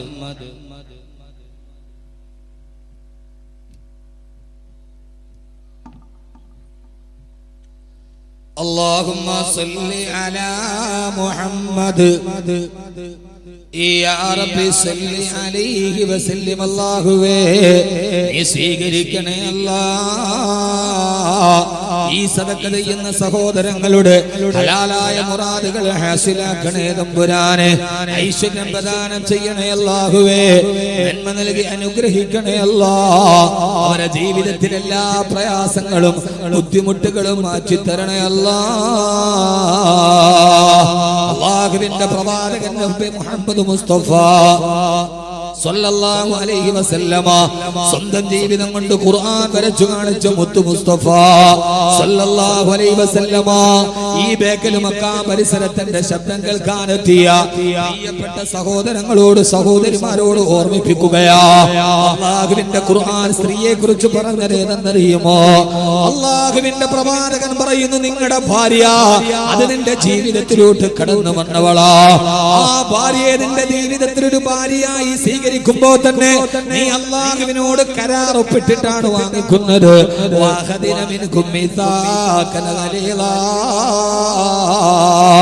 നിക്കാഹിനെ കുറിച്ച് ഖുർആൻ പറഞ്ഞത് അത് ജീവിതത്തിലെ ഏറ്റവും പരിട്ടമായ ഉടമ്പടിയാ. ഉസഫിദുക അലാ മാ അമറല്ലാഹു തആല ബിഹി മിൻ ഇംസാകിൻ ബിമഅറൂഫിൻ ഔ തസ്രീഹിൻ ബിഇഹ്സാൻ. ഒരു വാപ്പ കല്യാണ സദസ്സിലെ ചെറുപ്പക്കാരാ, നിന്റെ കൈ പിടിച്ചിട്ട് നിന്റെ ഭാര്യയുടെ വാപ്പ പറഞ്ഞത് ഏതെന്നറിയോ? ഉസഫിദുക അലാ മാ അമറല്ലാഹ്. എന്റെ അല്ലാഹു കൽപ്പിച്ചത് കൊണ്ട്, എന്റെ പടച്ചറപ്പനോട് ചെയ്യാൻ പറഞ്ഞത് കൊണ്ട് എന്റെ പൊന്നുമോളെ നിനക്ക് ഞാൻ കല്യാണം കഴിച്ചു തരിക. എന്റെ പ്രിയപ്പെട്ട ഭർത്താക്കന്മാരോട്, ഭാര്യക്ക് വേണ്ടി മാത്രമല്ല ഭർത്താക്കന്മാരോട്, ഏതെങ്കിലും ഒരു പെണ്ണിനെ നിനക്ക് ഭാര്യയായി കിട്ടിയെങ്കിൽ 18 വയസ്സ് വരെ മകളെ വളർത്തിയ വാപ്പ എങ്ങനെയാ നിന്റെ കയ്യിൽ തന്നത്? ആ വാപ്പ പറയുന്നുണ്ട്, നിക്കാഹ് പറയുമ്പോ ഉസഫിദുക അലാ മാ അമറല്ലാഹ്. എന്റെ അല്ലാഹു എന്നോട് പറഞ്ഞത് കൊണ്ടാണ് കേട്ടോ 18 വയസ്സുള്ള എന്റെ പൊന്നുമോളെ നിനക്ക് കല്യാണം കഴിപ്പിച്ചു തരുന്നത്. അവൾക്ക് ഇനി ഭക്ഷണം കൊടുക്കാൻ എന്റെ വീട്ടിലില്ലാത്തത് കൊണ്ടല്ല, എനിക്ക് അവൾ അധിക ഭാരമായത് കൊണ്ടല്ല, എന്റെ വീട്ടിൽ നിന്ന് അവൾ പൊര നിറഞ്ഞ് കിടക്കുന്നത് കൊണ്ടല്ല, ഒരു പരിചയവുമില്ലാത്ത നിന്റെ കൈവെള്ളയിൽ എന്റെ മോളെ ഞാൻ, എന്റെ പൊന്നുമോളെ, എന്റെ കരളിന്റെ കശനമായ പൊന്നുമോളെ ഞാൻ ഏൽപ്പിച്ചു തരുന്നത് അലാ മാ അമറല്ലാഹ്. എന്റെ റബ്ബനോട് പറഞ്ഞത് കൊണ്ടാ, ഇതെന്റെ റസൂലുള്ളാഹിയുടെ സുന്നത്തായത് കൊണ്ടാ, ഇത് ഹബീബായ നബി മുഹമ്മദ് മുസ്തഫ സല്ലല്ലാഹു അലൈഹി വസല്ലമയുടെ സുന്നത്താണല്ലോ.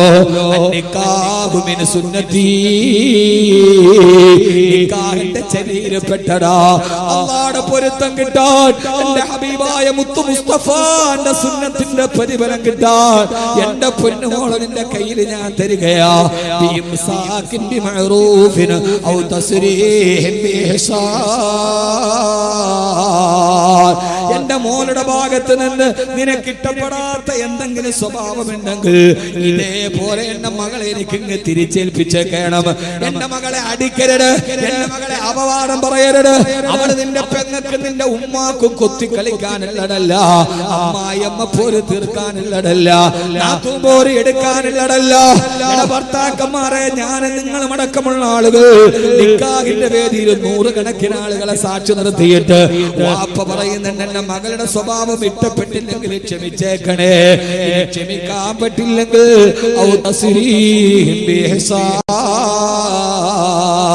എന്റെ മോളെ ഈ തരുന്നത് പോലെ പോറേൽപ്പിക്കാതെ എന്റെ കൺമണി എനിക്ക് തിരിച്ചേൽപ്പിച്ചേക്കണം.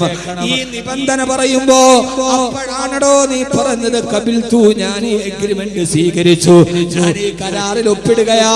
നിങ്ങളുടെ മകളെ ഞാൻ വേദനിപ്പിക്കില്ല, അവളെ ഞാൻ കണ്ണുനീര് കുടിപ്പിക്കില്ല, അവളെ ഞാൻ അടിക്കില്ല, അവളുടെ സ്വാതന്ത്ര്യത്തെ ഞാൻ ഹരിക്കില്ല. ഇതാണ് ഫെമിനിസ്റ്റുകളെ.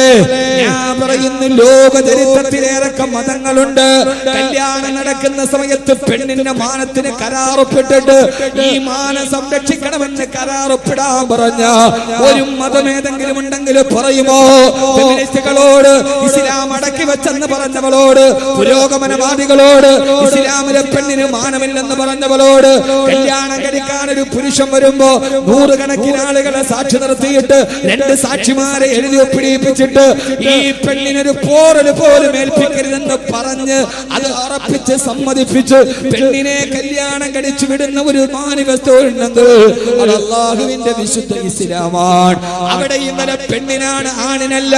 നിന്റെ വീട്ടിലേക്ക് നിന്റെ പെണ്ണ് വരികയാണ്, അവളെ അപമാനിക്കരുത്, അവളുടെ മാനം കെടുത്തരുത്. പെണ്ണെടുത്തുകാരോട്, ഫെമിനിസ്റ്റ് വാദികളോട്, പുരോഗമനവാദികളോട് സന്തോഷത്തോടെ വരൂ, നമുക്ക് സംവദിക്കാം, ഇസ്ലാമിന്റെ പെണ്ണിന്റെ നിലയെ കുറിച്ച് പറയാം. അങ്ങനെ കൈപിടിച്ചിട്ടാണ് നിന്റെ പെണ്ണിനെ നീ കൊണ്ടുപോയത്. അങ്ങനെ എങ്ങാനും നിങ്ങൾ ജീവിതം ആരംഭിച്ചിട്ട് ഭാര്യ ഭർത്താക്കന്മാരുടെ ഇടയിൽ പിണക്കമായി, ഭാര്യ ഭർത്താക്കന്മാരുടെ ഇടയിൽ പിണക്കമായി, എഗ്രിമെന്റ് ഡിമാൻഡും ഒക്കെ പറഞ്ഞ് ഓളെ കെട്ടിക്കൊണ്ട് വീട്ടിൽ പോയി. അവള് നന്നായിട്ട് മുഖമൊക്കെ കഴുകിയപ്പോ ആ മുഖത്ത് വെച്ചിരുന്ന പൗഡറും പുട്ടിയൊക്കെ അങ്ങോട്ട് പോയി കഴിഞ്ഞപ്പോ കല്യാണത്തിന് കണ്ട അത്ര ഗ്ലാമർ ഇല്ല. അപ്പൊ തുടങ്ങണ പ്രശ്നമാണ്. അങ്ങനെ ഭാര്യയും ഭർത്താവും തമ്മിൽ കുറച്ച് കഴിഞ്ഞപ്പോ വഴക്കായി. നിങ്ങൾ വഴക്കൂടൂല ഭാര്യമാരോട്? കല്യാണം കഴിയുമ്പോ എന്താ പടച്ചോരെ വർത്താനം. ചില പ്രൈവറ്റ് ബസ്സിലൊക്കെ കയറിയാല് ഫ്രണ്ടിലെ സീറ്റിൽ ഒരാണും പെണ്ണും കൂടെ ഇരിക്കണോ, ഇങ്ങനെ ഇരുന്നിട്ട് അപ്പുറത്തോട്ട് ഇപ്പുറത്തോട്ട് കെട്ടിപ്പിടിച്ചിരുന്ന് വർത്താനാണ്. അപ്പഴേ മനസ്സിലാക്കണം കല്യാണം കഴിഞ്ഞിട്ട് 1 മാസമായിട്ടുണ്ട്. കുറെ നാൾ കഴിഞ്ഞിട്ട് ഈ ഭാര്യയും ഭർത്താവും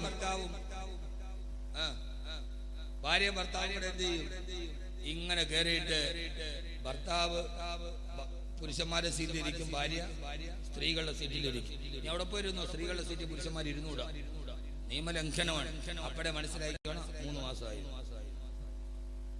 ഒരു 6 മാസമാകുമ്പോ ബസ് വരുമ്പോ ഭർത്താവ് ഫ്രണ്ടിലും ഭാര്യ ഫ്രണ്ടിലും കേടും, ഭർത്താവ് ബാക്കിലും കയറും. അപ്പൊ 6 മാസം. 1 വർഷം ആകുമ്പോ ഭർത്താവ് പറയും നീ ഫസ്റ്റ് ബസ്സിന് പോയിക്കോ, ഞാൻ ലാസ്റ്റ് ബസ്സിന് പുറകെ വന്ന. അപ്പൊ മനസ്സിലായിക്കോണം എത്രയായി? 1 വർഷമായി. ഭാര്യ ഭർത്താവ് ആകുമ്പോ പിണങ്ങും.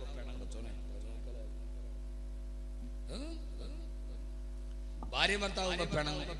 പ്രശസ്ത എഴുത്തുകാരനായ ഡോക്ടർ KM റോയ്, അദ്ദേഹത്തിന് ലേഖനമുണ്ട്, ലോകത്തിലെ ഏറ്റവും വലിയ നുണ പറയുന്ന ആളാണ്, ലോകത്തിലെ ഏറ്റവും വലിയ കള്ളമേതാണ്.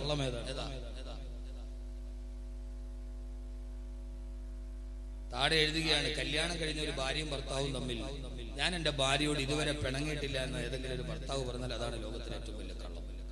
പിണങ്ങാത്തവരാരില്ല. ആണാണോ പെണ്ണാണോ പിണങ്ങും, 2 ശൈലിയാണ്. ഭയങ്കര ചൂട്, ഇതൊന്നും അടുപ്പിച്ച് നോക്കുന്നുണ്ട്, ഭയങ്കര ചൂട്, നിൽക്കാൻ പറ്റണം. ഞാൻ തമാശയൊന്നും പറയുന്നില്ല. ഭാര്യ ഭർത്താക്കന്മാരുടെ ഇടയിൽ പിണക്കമുണ്ടായി. അങ്ങനെ പിണക്കമുണ്ടായാൽ ആദ്യം എന്ത് ചെയ്യണം? ഒന്ന് പറയും, ഇവിടെ ഇരിക്കുന്ന ആളുകൾ ആരെങ്കിലും നിങ്ങൾ നിങ്ങളുടെ ഭാര്യയായിട്ട് പിണങ്ങി, ആദ്യം പിണക്കമുണ്ടായി, 2 പേരും തമ്മിൽ മിണ്ടാട്ടമില്ല, എന്ത് ചെയ്യണം?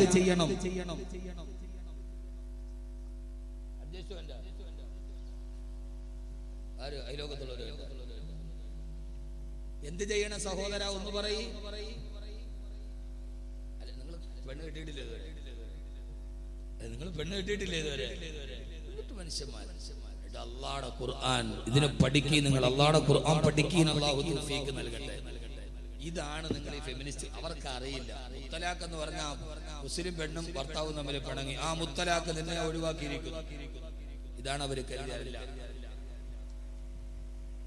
സൂറത്തുൻ നിസാ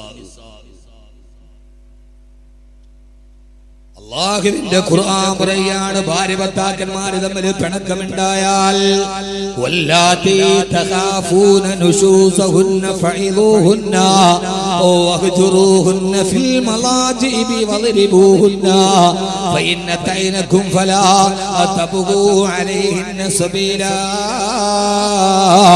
ഇന്നല്ലാഹ കാന അലിയ്യൻ കബീറാ. എല്ലാ പുരോഗമനവാദികളും കേട്ടുകൊള്ളുക.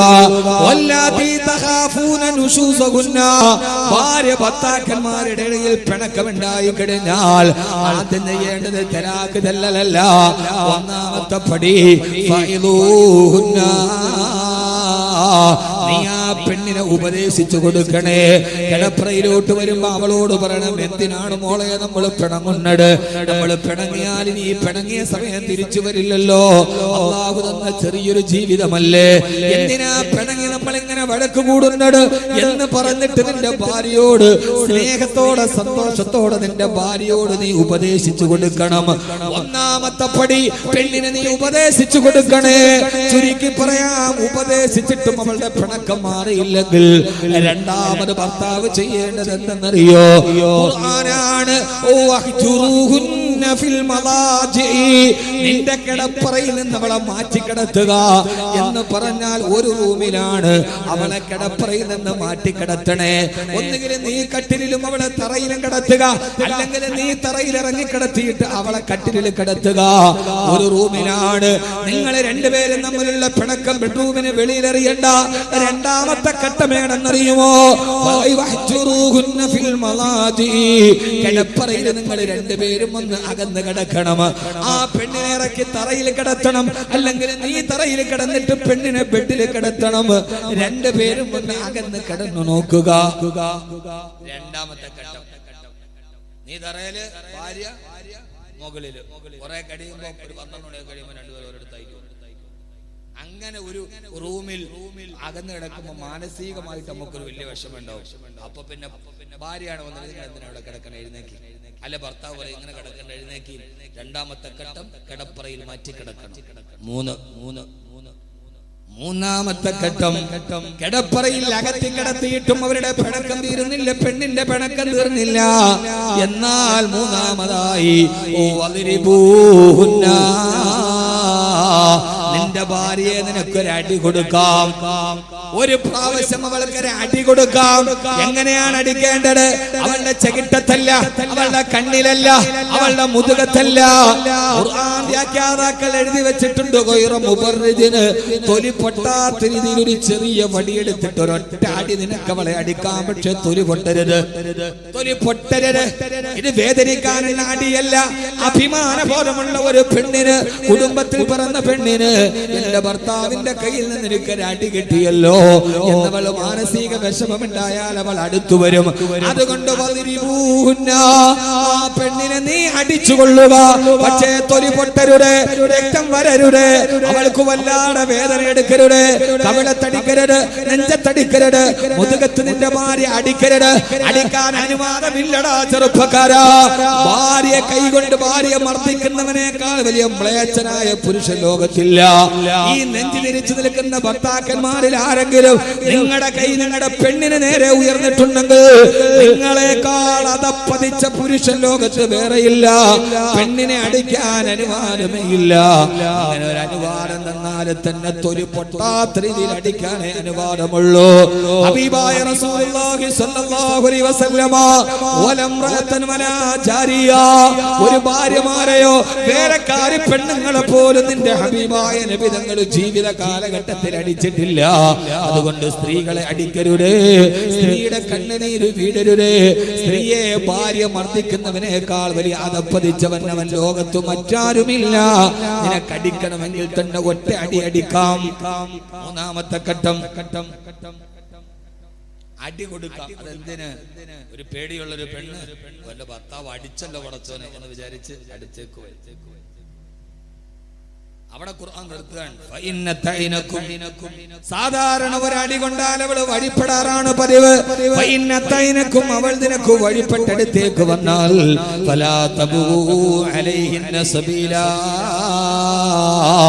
അവളോട് പിന്നെ ദേഷ്യം കാണിക്കരുതേ, അവളോട് അക്രമം കാണിക്കരുതേ.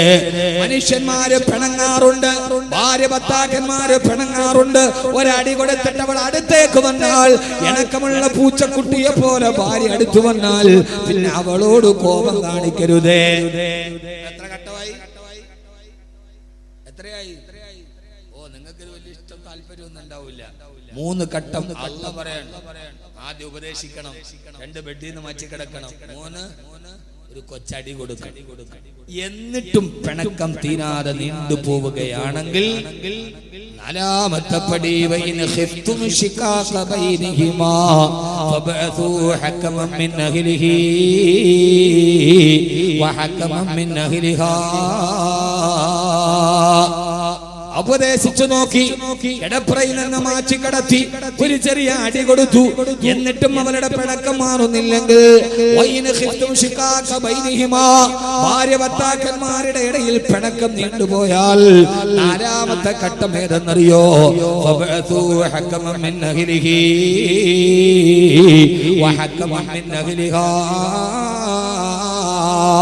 നിന്റെ ഭാര്യയുടെ കുടുംബത്തിൽ നിന്നൊരാളെ തിരഞ്ഞെടുക്കുക, നിന്റെ കുടുംബത്തിൽ നിന്നൊരു മധ്യസ്ഥനെ തിരഞ്ഞെടുക്കുക. 2 പേരുടെയും കുടുംബത്തിലെ മധ്യസ്ഥന്മാര് വഴിയൊരു ചർച്ച നടത്തുക. വീട്ടിലറിഞ്ഞല്ലോ റബ്ബേ, വെളിയിൽ ഒരാൾ അറിഞ്ഞല്ലോ റബ്ബേ, ഇതുവരെ ഞങ്ങളുടെ ഇടയിലായിരുന്നു, വെളിയിൽ ഒരാൾ അറിഞ്ഞു എന്ന് മനസ്സിലായി കഴിഞ്ഞാൽ ഖുർആൻ പറയാണ് ആ ഭാര്യ ഭർത്താക്കന്മാരിടയിൽ കൂടിച്ചേരണമെന്ന് റബ്ബ് തീരുമാനിച്ചിട്ടുണ്ടെങ്കിൽ മധ്യസ്ഥന്മാരുടെ ചർച്ചയോടുകൂടി ഭാര്യ ഭർത്താക്കന്മാരുടെ പിണക്കം അവസാനിച്ചവരൊന്നിച്ചാകും. എന്നിട്ടും അവസാനിച്ചില്ലെങ്കിൽ, മധ്യസ്ഥന്മാരെ ചർച്ച ചെയ്തിട്ടും അവസാനിച്ചില്ല എന്നാൽ 5ാമത്തെ പടിയായി ഭർത്താക്കന്മാരെ ആദ്യം അനുവാദമില്ല തലാക്ക് പറയാൻ ഉപദേശിക്കണം, അടിക്കടത്തണം, അടി കൊടുക്കണം, പൊട്ടാത്ത അടി, പിന്നെ മധ്യസ്ഥന്മാരെ കൊണ്ട് ചർച്ച നടത്തണം. 4 ചെയ്തിട്ടും ഈ പിണക്കം തീർന്നില്ലെങ്കിൽ അടുത്തതായി നീ എന്ത് ചെയ്യണം? അടുത്തായിട്ട് എന്ത് ചെയ്യണം? അടുത്തതായിട്ട് നീ അവളോട് ഒരു തലാക്ക് ചൊല്ലണം. 5ാമതാണ് തലാക്ക് വരുന്നത്. ആളുകളോട് പറഞ്ഞു കൊടുക്കും നിങ്ങൾ, സ്ത്രീപക്ഷവാദികളോട് പറയും നിങ്ങൾ, ഫെമിനിസ്റ്റുകളോട്, സഹോദരിമാരോട് നിങ്ങളുടെ തെറ്റിദ്ധാരണയാണെങ്കിൽ മുത്തലാഖ് എന്ന് പറഞ്ഞാൽ 3 തലാക്ക് ചൊല്ലിയിട്ട് വിടാനല്ല. വിവാഹമോചനത്തിന് ഖുർആൻ പറയുന്ന മാനദണ്ഡം 5ാമത് നീ ഒരു തലാക്ക് ചൊല്ലണേ. തല്ലക്ക് തുക്കി നിന്നെ ഞാൻ തലാക്ക് ചൊല്ലി. 2 പറയരുത്. 1ാമത്തേത് പറയണം, നിന്നെ ഞാൻ തലാക്ക് ചൊല്ലിയിരിക്കുകയാണ്. എന്തിനെന്നറിയുമോ? എന്തിനാണ് ഒരു തലാക്ക് പറയുന്നത്? ആ തലാക്ക് പറഞ്ഞു കഴിഞ്ഞാൽ ഭാര്യ ഭർത്താക്കന്മാര് തമ്മിൽ തലാക്കായി. അവളുടെ 1 മാസത്തെ ശുദ്ധിയുടെ കാലഘട്ടം കഴിഞ്ഞാൽ, ആ ശുദ്ധിയുടെ കാലഘട്ടം കഴിയുന്നതിന് മുമ്പ് ഇവര് 2 പേരും തമ്മിൽ ഒരു തലാക്ക് ചൊല്ലി മാറി 2 പേരും തലാക്കിൽ 2 വീട്ടിലായി. അപ്പോഴാണല്ലോ പടച്ചവനെ, എന്റെ ഭാര്യ ഇല്ലാതെ എനിക്ക് ജീവിക്കാൻ കഴിയില്ല, എന്തൊക്കെ വഴ കൂടിയാലും എന്റെ ഭർത്താവില്ലാതെ എനിക്കില്ല റബ്ബേ എന്ന് മനസ്സിന് തോന്നിയിട്ട് തിരിച്ചൊന്നിച്ചു കൂടണമെന്ന് തീരുമാനിച്ചാൽ അവളുടെ ശുദ്ധി തീരുന്ന കാലഘട്ടത്തിന്റെ ഇടയിലാണ് ഈ തോന്നലുണ്ടായതെങ്കിൽ ഭർത്താവ് പോയിട്ട് നിന്നെ ഞാൻ തിരിച്ചെടുത്തു എന്നൊരൊറ്റ വാക്ക് പറഞ്ഞാൽ മതി, അവരെ 2 പേരും തമ്മിൽ വിവാഹബന്ധം സ്ഥാപിക്കപ്പെടും. അപ്പോ അവളുടെ ഒരു പീരീഡ് കഴിയുന്നതിന്റെ ഇടയിൽ 2 പേരും 2 വീട്ടിലായി. പടച്ചോനെ, 2 വീട്ടിലാകുമ്പോ 2 വീട്ടിലാകുമ്പോഴേ അറിയൂ. നമ്മളിപ്പോ ഭാര്യയോട് പറയും, പണ്ടാരം നീ നിന്റെ വീട്ടിൽ പോയി ഒരാഴ്ച നിൽക്കണേ, ഞാൻ ഇത്തിരി സ്വാതന്ത്ര്യത്തോടെ വളർക്കട്ടു. നിന്റെ വീട്ടിലും പോകൂല. പക്ഷേ വീട്ടിലോട്ട് പോയി ഉച്ചക്ക് ചോറുണ്ണാൻ നേരത്ത് ആരും ഇല്ലാതെ ഇങ്ങനെ ഇരിക്കുമ്പോഴാ പടച്ചോനെ ഇത് കുറഞ്ഞല്ലോ അല്ലാഹു. ഒരു ദിവസം അതുങ്ങളില്ലാതെ നിങ്ങൾ ജീവിക്കൂല, ഉറപ്പാണ്. എന്ത് വഴക്ക് വന്നാലും ഭാര്യ ഒരു ദിവസം വീട്ടിൽ പറഞ്ഞു വിട്ടു, ഒരു ദിവസം കഴിയുമ്പോ അവളില്ലാതെ ജീവിക്കാൻ പറ്റില്ല. അപ്പൊ ഈ പിണങ്ങിയിട്ട് ഒരു തലാഖ് ചൊല്ലിയാൽ ഇതിന്റെ ഇടയിൽ കൂടിച്ചേരണമെന്ന് ആഗ്രഹമുണ്ടെങ്കിൽ ഞാൻ തിരിച്ചെടുത്തു എന്ന് പറഞ്ഞാൽ മതി. ആ ഒരു ശുദ്ധിയുടെ കാലഘട്ടം കഴിഞ്ഞു, രണ്ടാമത്തെ പീരിയഡിലോട്ട് കഴിഞ്ഞു. എന്നിട്ടും ഇവരെ തമ്മിലുള്ള പിണക്കം തീർന്നില്ലെങ്കിൽ എന്നാലേ രണ്ടാമത്തെ തലാഖ് ചൊല്ലാവൂ. രണ്ടാമത്തെ തലാഖ് ചൊല്ലിയാൽ ആ രണ്ടാമത്തെ തലാഖിന്റെ ഉള്ളിൽ തിരിച്ചെടുക്കണമെന്ന ബോധ്യമുണ്ടായാൽ പിന്നെ തലാഖ് അല്ല, പിന്നെ നിക്കാഹ് പുതുക്കിയെടുത്താൽ മതി. ഒന്നുകൂടി നിക്കാഹ് ചൊല്ലുക, ഒന്നുകൂടി നിക്കാഹ് ചൊല്ലുക, എന്നിട്ട് ഭാര്യയെ തെരഞ്ഞെടുക്കുക. എന്നാലും മൂന്നാമത്തേത് പറയരുതേ, മൂന്നാമത്തേത് പറയാതെ കാത്തിരിക്കണം. ഒന്ന് പറഞ്ഞിട്ട് കാത്തിരിക്കണം, രണ്ട് പറഞ്ഞ് കാത്തിരിക്കണം. തിരിച്ചു വരുമോ എന്ന് 60 ദിവസത്തോളം കാത്തിരുന്ന് ഇനി ഒരിക്കലും ഒന്നിക്കില്ലെന്ന് ഉറപ്പ് വരുമ്പോഴേ മൂന്നാമത്തെ തലാഖ് വരൂ. അപ്പോഴേ പരിപൂർണമായി ഭാര്യഭർത്തൃബന്ധം കൂടിച്ചേരാൻ കഴിയാത്ത രീതിയിൽ തിരിച്ചു പോകൂ. ഇങ്ങനെയാണ് തലാഖ്, ഇങ്ങനെയാണ് തലാഖ്. എന്റെ പെണ്ണെ, അവിടെ ഈ സംരക്ഷണം നിനക്കാണ്. ഒറ്റ വാക്കിൽ ഏതോ സിനിമക്കാരൻ പറഞ്ഞതുപോലെ കെട്ടി ഒടിഞ്ഞ് വീണ്ടും കെട്ടി നിന്റെ ആഗ്രഹം പൂർത്തീകരിക്കാനല്ല, നിന്റെ ഭാര്യയെ ഒഴിവാക്കണമെങ്കിൽ പോലും ഈ കടമ്പകൾ കഴിയണം എന്ന് ലോകത്തോട് പറഞ്ഞു കൊടുത്തു. അല്ലാഹുവിന്റെ ഖുർആനിൽ ആയത്തിറങ്ങി. ഖുർആനിൽ പെണ്ണിന്റെ അവകാശത്തെ കുറിച്ച് ആയത്തിറങ്ങി. ഫലാ തഅദുലൂഹുന്ന ലിതദ്ഹബൂ ബിബഅദി മാ ആതൈതുമൂഹുന്ന ഇല്ലാ അയതീന ബിഫാഹിശത്തിൻ മുബയ്യിന. നിങ്ങൾ പെണ്ണുങ്ങളോട് വഴക്ക് കൂടരുത്. സൂറത്തുൻ നിസാ എന്ന അധ്യായം ഇറങ്ങി. പെണ്ണിനോട് പിണങ്ങരുത്, അവളെ വരട്ടരുത്, അവളെ അപമാനിക്കരുത്. ഒരു പെണ്ണിനോട് നിങ്ങൾ വഴക്ക് കൂടുന്നുവെങ്കിൽ, ഭാര്യയെ നിങ്ങൾ വഴക്ക് കൂടുന്നെങ്കിൽ നിസ്സാര കാര്യത്തിന് വഴക്ക് കൂടരുതേ. ഇല്ലാ അയതീന ബിഫാഹിശത്തിൻ മുബയ്യിന. വ്യക്തമായ ഒരു വ്യഭിചാരം പോലെ വ്യക്തമായ തെറ്റ് കണ്ടാലല്ലാതെ ഊഹാപോഹങ്ങളുടെ പേരിൽ, സംശയത്തിന്റെ പേരിൽ, ചെറിയ ചെറിയ തെറ്റുകളുടെ പേരിൽ നിന്റെ ഭാര്യയോട് നീ പിണങ്ങരുതേ, അവളെ കട്ടപ്പെടുത്തരുതേ. ഖുർആൻ പറഞ്ഞ അവകാശത്തിന്റെ മുകളിലാണ് സ്ത്രീ ജീവിക്കുന്നത്. ഏറെ പറയാൻ സമയമില്ലല്ലോ സഹോദരങ്ങളെ, വിശാലമായൊരു വിഷയമാണിത് എന്ന് സ്ത്രീയെ കുറിച്ച് ആധാരമായി പറഞ്ഞ, ആ സ്ത്രീയുടെ വേഷവിധാനത്തെ കുറിച്ച് പറഞ്ഞ,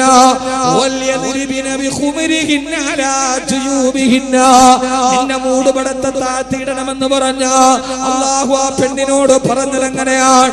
സമയക്കുറവ് കൊണ്ട് ഞാൻ അവസാനിപ്പിക്കുകയാണ് സഹോദരങ്ങളെ. അവകാശങ്ങൾ വകവെച്ചു കൊടുത്ത് ആശീർവദിച്ച് ലോകത്തിന്റെ ബഹുമാനത്തെ വാരിക്കോരി കൊടുത്ത് എന്നിട്ട് അല്ലാഹു പറഞ്ഞു, പെണ്ണേ, നിന്റെ സൗന്ദര്യം അമൂല്യമാണ്, നിന്റെ സൗന്ദര്യം അർത്ഥവത്താണ്. നിന്റെ കാലിൽ കിരിങ്ങുന്ന കൊലുസിട്ടിട്ട് ആ കാലിൽ ഇങ്ങനെ അടിച്ചടിച്ച് നടക്കരുതേ. എന്തുകൊണ്ടെന്നറിയുമോ? മനുഷ്യന്റെ പുരുഷനെ നിന്നിലേക്ക് ആകർഷിക്കുന്ന രീതിയിൽ നടക്കണ്ട. അല്ലാഹു പറഞ്ഞതുപോലെ മാന്യമായ വേഷവിധാനം നടത്തുക. അല്ലാഹു തൗഫീഖ് നൽകി അനുഗ്രഹിക്കട്ടെ. അതുകൊണ്ട് നമ്മുടെ പെൺമക്കൾക്ക് നല്ല വേഷവിധാനം, നമ്മുടെ ആൺമക്കൾക്ക് നല്ല വേഷവിധാനം. ആണുങ്ങളോടും പറയാണ്, വസ്ത്രവും സൗന്ദര്യവും അല്ലാഹുവിന്റെ അനുഗ്രഹമാ. ഈ കാസർഗോഡ് കുട്ടികളെ, നിങ്ങൾ ഈ മുടി മുഴുവനും ഇങ്ങനെ മുകളിലോട്ട് സ്ട്രെയിറ്റ് ചെയ്ത് കാന്തത്തിൽ മണ്ണിലിട്ടതുപോലെ നടക്കരുത്. ആഭാസകരമായ ഹെയർ കട്ടിങ്ങുകൾ, ആഭാസകരമായ വസ്ത്രവിധാനങ്ങൾ, അണ്ടർ വസ്ത്രങ്ങൾ മുഴുവനും അണ്ടർ ഗാർമെന്റുകൾ വെളിയിൽ കാണുന്ന ആഭാസകരമായ വസ്ത്രവിധാനങ്ങൾ. ചിലരുടെ അണ്ടർ ഗാർമെന്റ് വെളിയിലാണ്, അവന്റെ പാന്റ് അവന്റെ ദിദംബത്തിന്റെ താഴെയാണ്, അവന്റെ പാന്റ് താടയാണ്. യൂറോപ്പിലെ ജയിലുകളിൽ സ്വവർഗരതിക്കാരായ ആണുങ്ങൾ അവർക്കെതിരെ താല്പര്യമുണ്ടെന്ന് അടയാളം കാണിച്ച വസ്ത്രമാണിത്. അടിവസ്ത്രം മുകളിലാക്കുക, അല്ലാത്ത മേൽവസ്ത്രം താഴ്ത്തിയിടുക. ആഭാസകരമായ വസ്ത്രവിധാനം നടത്തരുത്. ഏറ്റവും നല്ല വസ്ത്രവിധാനത്തോടെ നടന്നു പോകണേ. അല്ലാഹു തൗഫീഖ് നൽകി അനുഗ്രഹിക്കുമാറാകട്ടെ. അല്ലാഹു തൗഫീഖ് നൽകട്ടെ. അല്ലാഹു നമുക്ക് ഏറ്റവും നല്ല വസ്ത്രം ധരിക്കാൻ തൗഫീഖ് നൽകട്ടെ. ഏറ്റവും നല്ല വസ്ത്രം അബിയലുഹാ, ഏറ്റവും നല്ല വസ്ത്രം വെള്ള വസ്ത്രമാണ്. കാസർഗോഡ് ചെറുപ്പക്കാരെ, ജുമയ്ക്ക് വരുമ്പോ ഈ ആവാസത്തിന്റെ വസ്ത്രം മാറ്റ്, ഈ ടീഷർട്ട് മാറ്റ്. ഏറ്റവും നല്ല വെള്ള വസ്ത്രം അണിഞ്ഞിട്ട് തൊപ്പിയും വെച്ച് ജുമയ്ക്ക് പള്ളിയിലേക്ക് വരിക. അല്ലാഹു തൗഫീഖ് നൽകട്ടെ. ആമീൻ പറയ്. അള്ളാഹു തൗഫീഖ് നൽകട്ടെ. വയസ്സന്മാരെ ഈ വെള്ള വസ്ത്രം ഉപേക്ഷിക്കാതിരിക്കുക. കാസർഗോഡ് ഫുള്ള് വെള്ളയാണ്, ചെരുപ്പും വെള്ളയാണ്, മുഖവും വെള്ളയാണ്. കാസർഗോഡുകാരുടെ സൗന്ദര്യം വല്ലാത്താണ്. മാഷാ അല്ലാഹ്, അള്ളാഹു നിലനിർത്തി തരട്ടെ. ഇവിടെ എങ്ങാനും ജനിച്ചാൽ മതിയായിരുന്നു. കാസർഗോഡ് ചെറുപ്പക്കാര് കന്തൂറിട്ട തനി അറബിയാണ്. നമ്മുടെ നാട്ടിലെ പിള്ളേരൊക്കെ കന്തൂറിട്ടൊക്കെ പൊന്നാനിന്ന് മുസ്ലിമായിട്ട് ഇപ്പൊ വന്നോളൂ. കാസർഗോഡ് ചുള്ളമാര് ദുബൈയിലൊക്കെ പോകുന്നില്ല. കാസർഗോഡ് അറബിയാണോ അനറബിയാണോ എന്ന് പറയാൻ പറ്റും. എനിക്ക് സുഹൃത്തുണ്ട് തസ്രീം, വള്ളക്കോടുകാരനാണ്. അവൻ കന്തൂറിട്ട അറബികളെ പോലെയാണ്. അതാരോ ഫേസ്ബുക്കിലിട്ട് തെറ്റായി. അപ്പൊ ഖലീൽ ഉദവി എന്നെ വിളിച്ചിട്ട് നിങ്ങൾ എന്താ എന്നെ പറയാതെ? ഖലീൽ ഉദവി മുഞ്ചന, നിങ്ങൾ തസ്രീമിനെ മാത്രം പറഞ്ഞ എന്താപ്പ എന്നെ പറയാത്ത? തമാശ പറഞ്ഞ. അള്ളാഹു സൗന്ദര്യം നിലനിർത്തി തരട്ടെ. ുണ്ട് കൊച്ചുകുട്ടികളുണ്ട്. എല്ലാ നിസ്കാരത്തിനും നല്ല വസ്ത്രം ധരിച്ചു വരണം. മഴയ്ക്ക് വേണ്ടി നിസ്കരിക്കുമ്പോ താഴ്ന്ന വസ്ത്രം ധരിക്കണം. അല്ലാഹുവിന് കനി കൊണ്ടാവാൻ ഇരിപ്പറഞ്ഞ വസ്ത്രം ധരിച്ചു മദീനയിലെ മുഴുവൻ ആളുകളും മദീനയിൽ വന്ന് മഴയ്ക്ക് വേണ്ടി മരുഭൂമിയിൽ നിസ്കരിച്ചു അത്രേ. പക്ഷേ മദീനയിലും മഴ പെയ്തില്ല. നിസ്കരിക്കാൻ പോയി. അവിടെ ഞാൻ സാധാരണ നിസ്കരിക്കുന്ന ഒരു സ്ഥലമുണ്ട്. രാത്രി ഞാൻ ഇശാ നിസ്കരിച്ചുകൊണ്ട് പള്ളിയിലിരിക്കും. അല്ലാഹുവിന്റെ അടുക്കലേക്ക് കൈകൾ ഉയർത്തി ദുആ ചെയ്യുകയാ. മഹാനവറുകൾ പറയുകയാണ്, ഞാൻ അടുത്ത് കിടന്ന് ഉറങ്ങുകയാണെന്നാണ് ഇയാൾ കരുതിയത്. ഞാൻ നോക്കിയപ്പോ ഒരു കറുകറുത്ത അടിമ, ഒരു പകുതി വസ്ത്രം ധരിച്ച അടിമ, അയാളുടെ മുകളിൽ കിടത്ത മുണ്ടെടുത്ത് മുസല്ലയിലോട്ട് ഇട്ടിട്ട് 2 റക്അത്ത് നിസ്കരിച്ചു. എന്നിട്ട് അല്ലാഹുവിനോട് ദുആ ചെയ്യുന്നു, അല്ലാഹുവേ അല്ലാഹുവേ യാ റബ്ബ് യാ റബ്ബ് യാ റബ്ബ് യാ റബ്ബ്, ഓ അല്ലാഹുവേ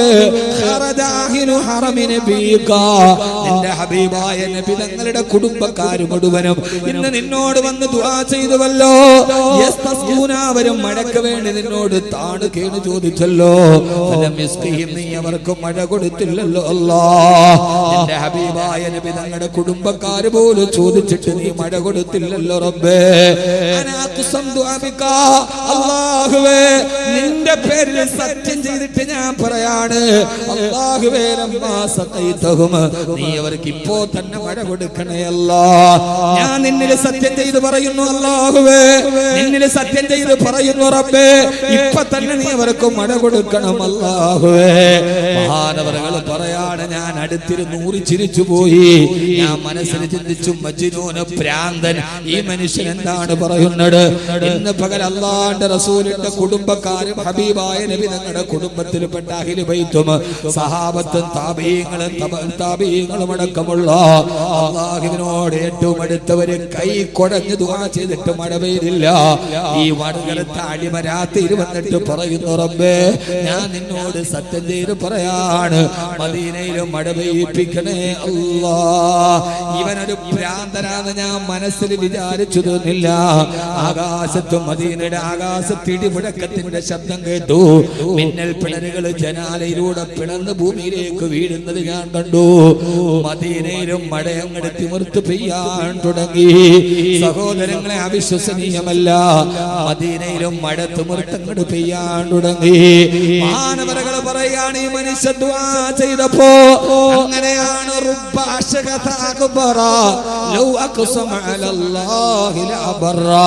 പൊട്ടിപ്പിടിച്ച് നടക്കുന്ന, ആര് കണ്ടാലും പരിഗണിക്കാത്ത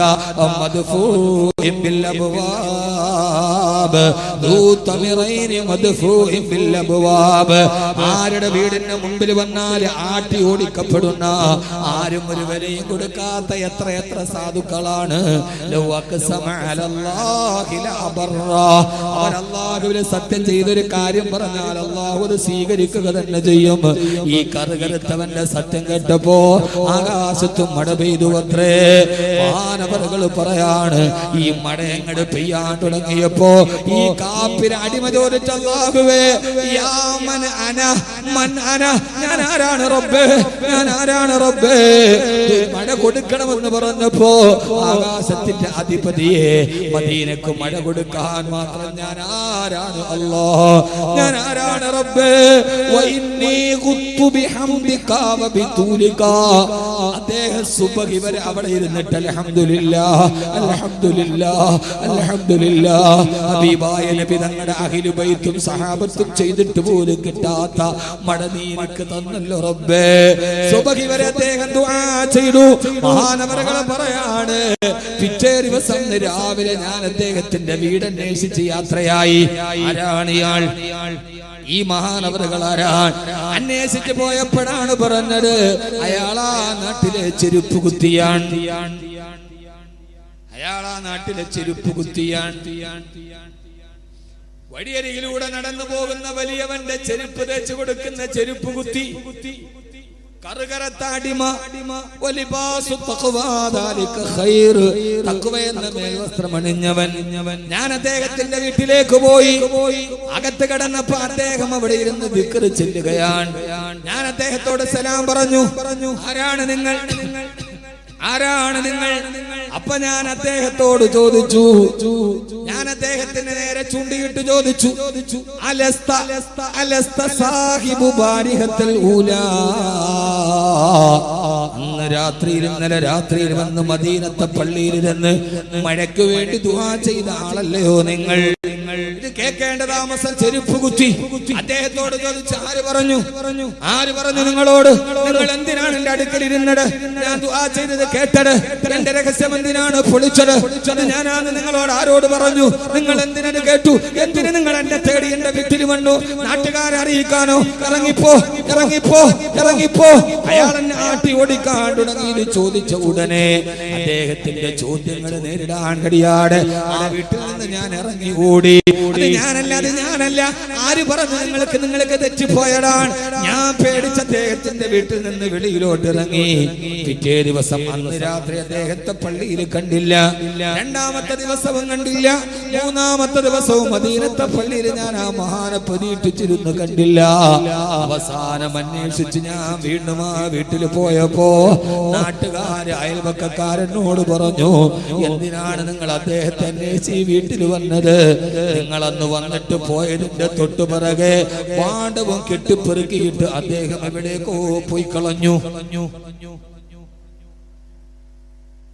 നിങ്ങൾ പോയ ഉടനെ അദ്ദേഹം ആ പാണ്ഡവും കെട്ടി എവിടേക്കോ പോയി കളഞ്ഞു. ആളുകൾ അറിയില്ലേ? ആളുകൾ അറിഞ്ഞാല് നാടറിയില്ലേ? നാടറിഞ്ഞാല് ലോകത്ത് പ്രസിദ്ധിയാവില്ലേ? അവര് വന്ന് കെട്ടിപ്പിടിച്ചു മുത്തി നിന്നാല് പടച്ചറപ്പിനോട് ഇബാദത്ത് ചെയ്യാൻ സമയമുണ്ടാവില്ലല്ലോ. എന്റെ പ്രിയപ്പെട്ട സഹോദര സഹോദരി, ലൗലാ ശുയൂഖുൻ ലില്ലാഹി റുക്കഉ വസിബിയത്തും മിനൽ തമാറുല്ലഉ ومحملاتنا للفلاة رتعوا واسبية من اليتامى رضعوا. ഇതുപോലെ തഖ്വയുള്ള പാവപ്പെട്ട കാരണവന്മാർ, പാവപ്പെട്ട ഔലിയാക്കൾ, സൂഫിയാക്കൾ, ഇവരൊക്കെ ഉള്ളത് കൊണ്ടാണ് ഇന്ന് നമ്മളൊക്കെ ഈ ഇവിടെ വെള്ളം കുടിച്ചു പോകുന്നത്, നമ്മൾ ഭക്ഷണം കഴിച്ചു പോകുന്നത്. അതുകൊണ്ട് അവരുടെ വഴിയിലൂടെ സഞ്ചരിക്കുക, അവരെ പിൻപറ്റുക, ജീവിതത്തിൽ നല്ലവരായി ജീവിക്കുക. പണവും സമ്പത്തും ആരോഗ്യവും നഷ്ടപ്പെടുമെന്ന് ഓർക്കുക. ഖത്തർ സാലിഹാജി നാളെ അറിയപ്പെടുന്നത് അദ്ദേഹത്തിന്റെ പേരിലെ ഖത്തർ കൊണ്ടല്ല, ഇപ്പുറത്തുള്ള ഹാജി എന്നത് കൊണ്ടല്ല. ആ മനുഷ്യൻ വെച്ചുകൊടുത്ത പള്ളികൾ, അദ്ദേഹം വെച്ചുകൊടുത്ത ചൈക്കാവുകൾ, അദ്ദേഹം വെച്ചുകൊടുത്ത മദ്രസകൾ മരിച്ചു മണ്ണിന്റെ അടിയിൽ കിടക്കുമ്പോഴും ആ മനുഷ്യനെ അറിയപ്പെടുന്നത് ഇന്ന ആള് വെച്ചുകൊടുത്ത പള്ളിയാണ്, ഇന്ന ആള് വെച്ചുകൊടുത്ത മദ്രസയാണ്. അതുകൊണ്ട് അള്ളാഹു നമുക്കൊരായുസ് തന്നിട്ടുണ്ട്. മുഅ്മിനീങ്ങളെ, എപ്പോഴാണ് മരിക്കുന്നതെന്ന് നമുക്ക് അറിയില്ലല്ലോ. മുദാവി വൽ മുദാവാ വല്ലദീ ജലബതവാബഹു വൽ മുഷ്തരി. എപ്പോ മരിച്ചു പോയാലും നമ്മൾ ഈ ലോകത്ത് ജീവിച്ചിരുന്നു എന്നതിന് അടയാളം ഉണ്ടാവണം.